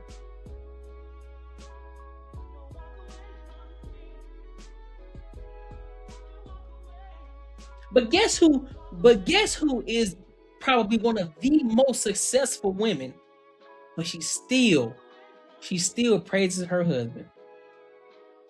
And she made the song. To the left, everything you want when your mouth to the left, to the left, to the left. Don't you ever get to. And guess who? And guess who also made the song? Who run the world, girls? Who run the world? And guess what we call her doing? Praising her man, Miss Beyonce. Praising her man, thanking her man, serving her man. She's still married to him to this day. They still thriving, doing phenomenal with their kids. But guess what though? Look at Kanye West and Kim Kardashian's kid. Look at the difference between Blue Ivy and her. That should tell you. That should tell you.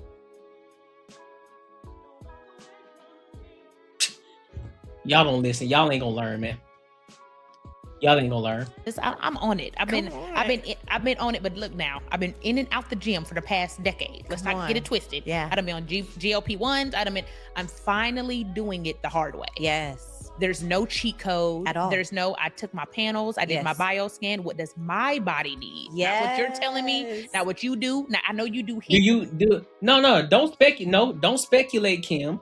Don't speculate. If you don't know, don't speculate. Because you're not going to sit up here and say, do you honestly believe? Because guess what you're using? You're using your own thought processes of what you think somebody else is going through. You don't know her life. You don't know if she's happy or not. So don't even ask that question because he don't know either. Neither one of us don't know if she's happy or not. But yet and still, guess what happens? What we do know, their relationship is still intact. Their relationship is still strong, and they're raising their child the way that their child's supposed to be raised. Versus Kim Kardashian and Kanye West. That should tell you more than anything. That should give you a great blueprint of the situation.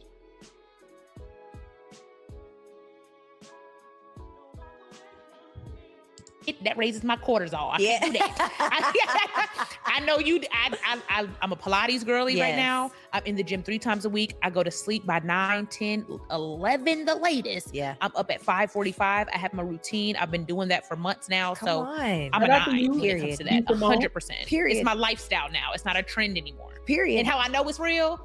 Because I can't post it. I'm finally doing it for me. I'm not doing it for a swipe. Right. You don't need no validation You don't even know. That's why your mentality and your emotion is high. Okay, right there.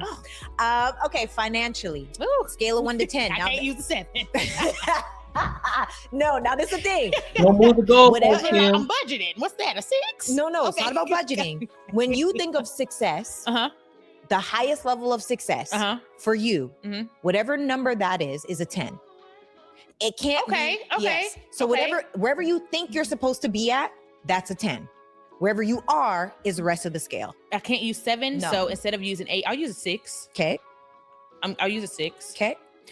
Mentally, emotionally, physically, financially, energetically. How's your energy? Are you bubbly? Are you kind? I'm Are a you 10 up? right now. Come on, baby. Come on. I think I love this. Because baby, look at what the Lord has done. Come on. Hallelujah. Yes. A year ago, I think so many of these would have been under a 7. And I would have tried to use 7 as a cop-out. Ooh. Oh, 7. No, Yeah. average. 7 I'm is passing. safe. Right. It's so safe. I'm Girl. passing. Thank you, God. I Yes. could cry right now. This Yes. is so exciting. Come on. Okay. Mentally, emotionally, spiritually, I'm a financially, 10 energetically, spiritually. I would say a 6. I'm surprised by that. Because I haven't been as consistent as I would say for a 9 or an 8. Okay. My consistency can be better. Okay. Now, daily, I'm praying without ceasing. I'm talking to God all day, but taking that intimate time and sitting down and getting in my word right now is a 6. Okay. I'm not going to lie about that. Okay. I want to be more consistent with intentional time cut out. Yeah. Do I talk to God every day and pray every day? And yes, am I making decisions every day? Yeah. I'm praying without ceasing all day. Come Just on, Thessalonians. But yeah, the consistency of you making this hour and a half for the gym. Yes. You get it, but 5:45 for Pilates. Crazy. Where is the hour for the Lord? Yeah. I haven't been consistent with that. Okay. Right. I could say. Listen, bro, I need to do a series with this. This is a lot of information to take in. I think this would be pretty dope. This is a lot of information to take in. I think I might do a series on that. But shout out to them, man. Shout out to Sarah, Sarah Shorter. Shout out to B Simone. I can be 110% honest. I have seen the transformation in her and how she's been showing up in the public eye lately. You know, she's taking a step back, trying to gather herself. I see that, right? I see the actual changes in her, which is dope. Still got a long way to go, but the trajectory in which she's going is dope. I'm happy for her.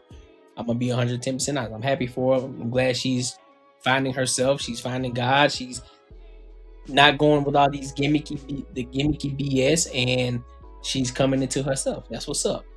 Shout out to her. Let me give her, matter of fact, let me give her a round of applause, man. Let me give her a round of applause. Shout out to you, B. Simone. Hopefully you see this video. But other than that, man, yeah, I think I'm gonna do more on this because this is pretty dope. It's very, very good information. Sarah Shorter, per usual, she's definitely gonna hold the women accountable, and I like that. I like that aspect of holding other women accountable and giving them the real raw truth, and not just because, you know, there are always gonna be some women that's gonna push back. You know, it is what it is. The ones that get the message are gonna get it. The ones that don't, you know, you may either leave them by the wayside or give them some time to actually come around. But the ones who actually want to improve, the ones who actually want to be better, the ones who actually want to serve their men, the ones who actually want to get married and be in relationships and don't always have to give a pushback about, oh, but what about this? But what about that? They want to be better. They want to be wives. They understand what it takes to be that. And then they're gonna attract what it is that they put out there. They're gonna receive that. They're gonna receive it. So ain't no reason to continue to keep trying to fight with the women who want to continue to be on the wrong side of history. If they want to be by themselves, let them be by themselves. They'll figure it out by themselves. While everybody else who wants to be in a relationship, who want to be married, who want to be in that long-term relationship, who aren't trying to be in a war against men, and they want to be loved and cherished by a man, they want to serve the men, allow them to. Don't shame them. Allow them. And for those men who want to serve and cherish their women and understand that they want to build with somebody, absolutely. And become the best version of yourself as a man. Don't ever stop becoming the best version of yourself as a man or as a woman, physically, mentally, spiritually, financially. And you build and grow together. Simple as that, bro. But if you gain any value from this video, make sure you like, comment, and subscribe for the algorithm. And make sure you hit the bell notification. If you want to become part of the Free Agent Society, make sure you tap into the Patreon. Link is in the description as well as pinned in the comments. Listen, if you enjoyed this video, be sure to check out either of these two videos right here. And make sure you share this post with your friends and your family. Facts, facts, facts, facts. Let's see. Let's say PJ is no, just be honest. No, you bringing in outside things to prove a point. Yeah, you in Houston. How about you ask Beyonce if she's happy and prove me wrong? I don't see happiness. I see successful business, and that's fine. Well, marriage is a business too. That's also another thing that y'all understand. Marriage is a business, but also I can see her being happy as well, doing her thing. She said it best. We don't know. Beyonce don't need Jay-Z to be rich, so why did she stay? That's a great point. It's a great point, PJ. PJ, but you was willing to say Beyonce sold people this idea of being happily single. Yeah, she did. She sold y'all this happy. Who run the world? Girls. All the single ladies. Yeah, she did. Just like Cardi B did. I don't cook, I don't clean, but yet guess what she was doing? Cooking and cleaning. What you mean? They be selling y'all a facade. Same thing with Meg Thee Stallion. She be saying the same thing, but you see her out there cooking for her dude. But the only difference is she extra. She got something else going on.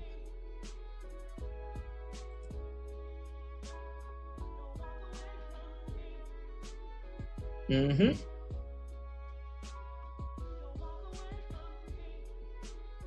Facts. PJ said, why you...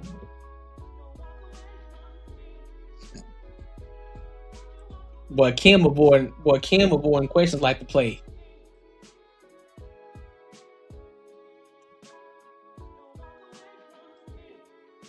But yeah, man, it was fire. This was fire. Listen, y'all.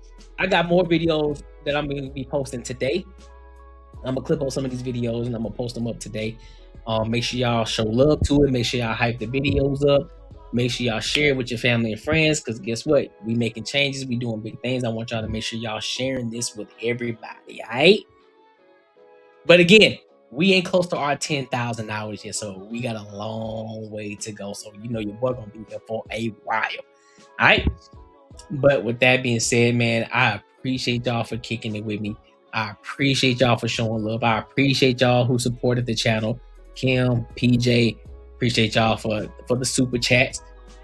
Of course, whether we listen, here's the thing, whether we agree or disagree, it don't matter. We all are gonna come together one day, and we all gonna come to a common ground. And if we don't, we don't. But it's all love at the end of the day. We don't censor anybody. You can say what you want to say here, but that don't mean that you aren't gonna be challenged on your thoughts and your opinions. All right. But with that being said, man, I appreciate y'all. And until next time,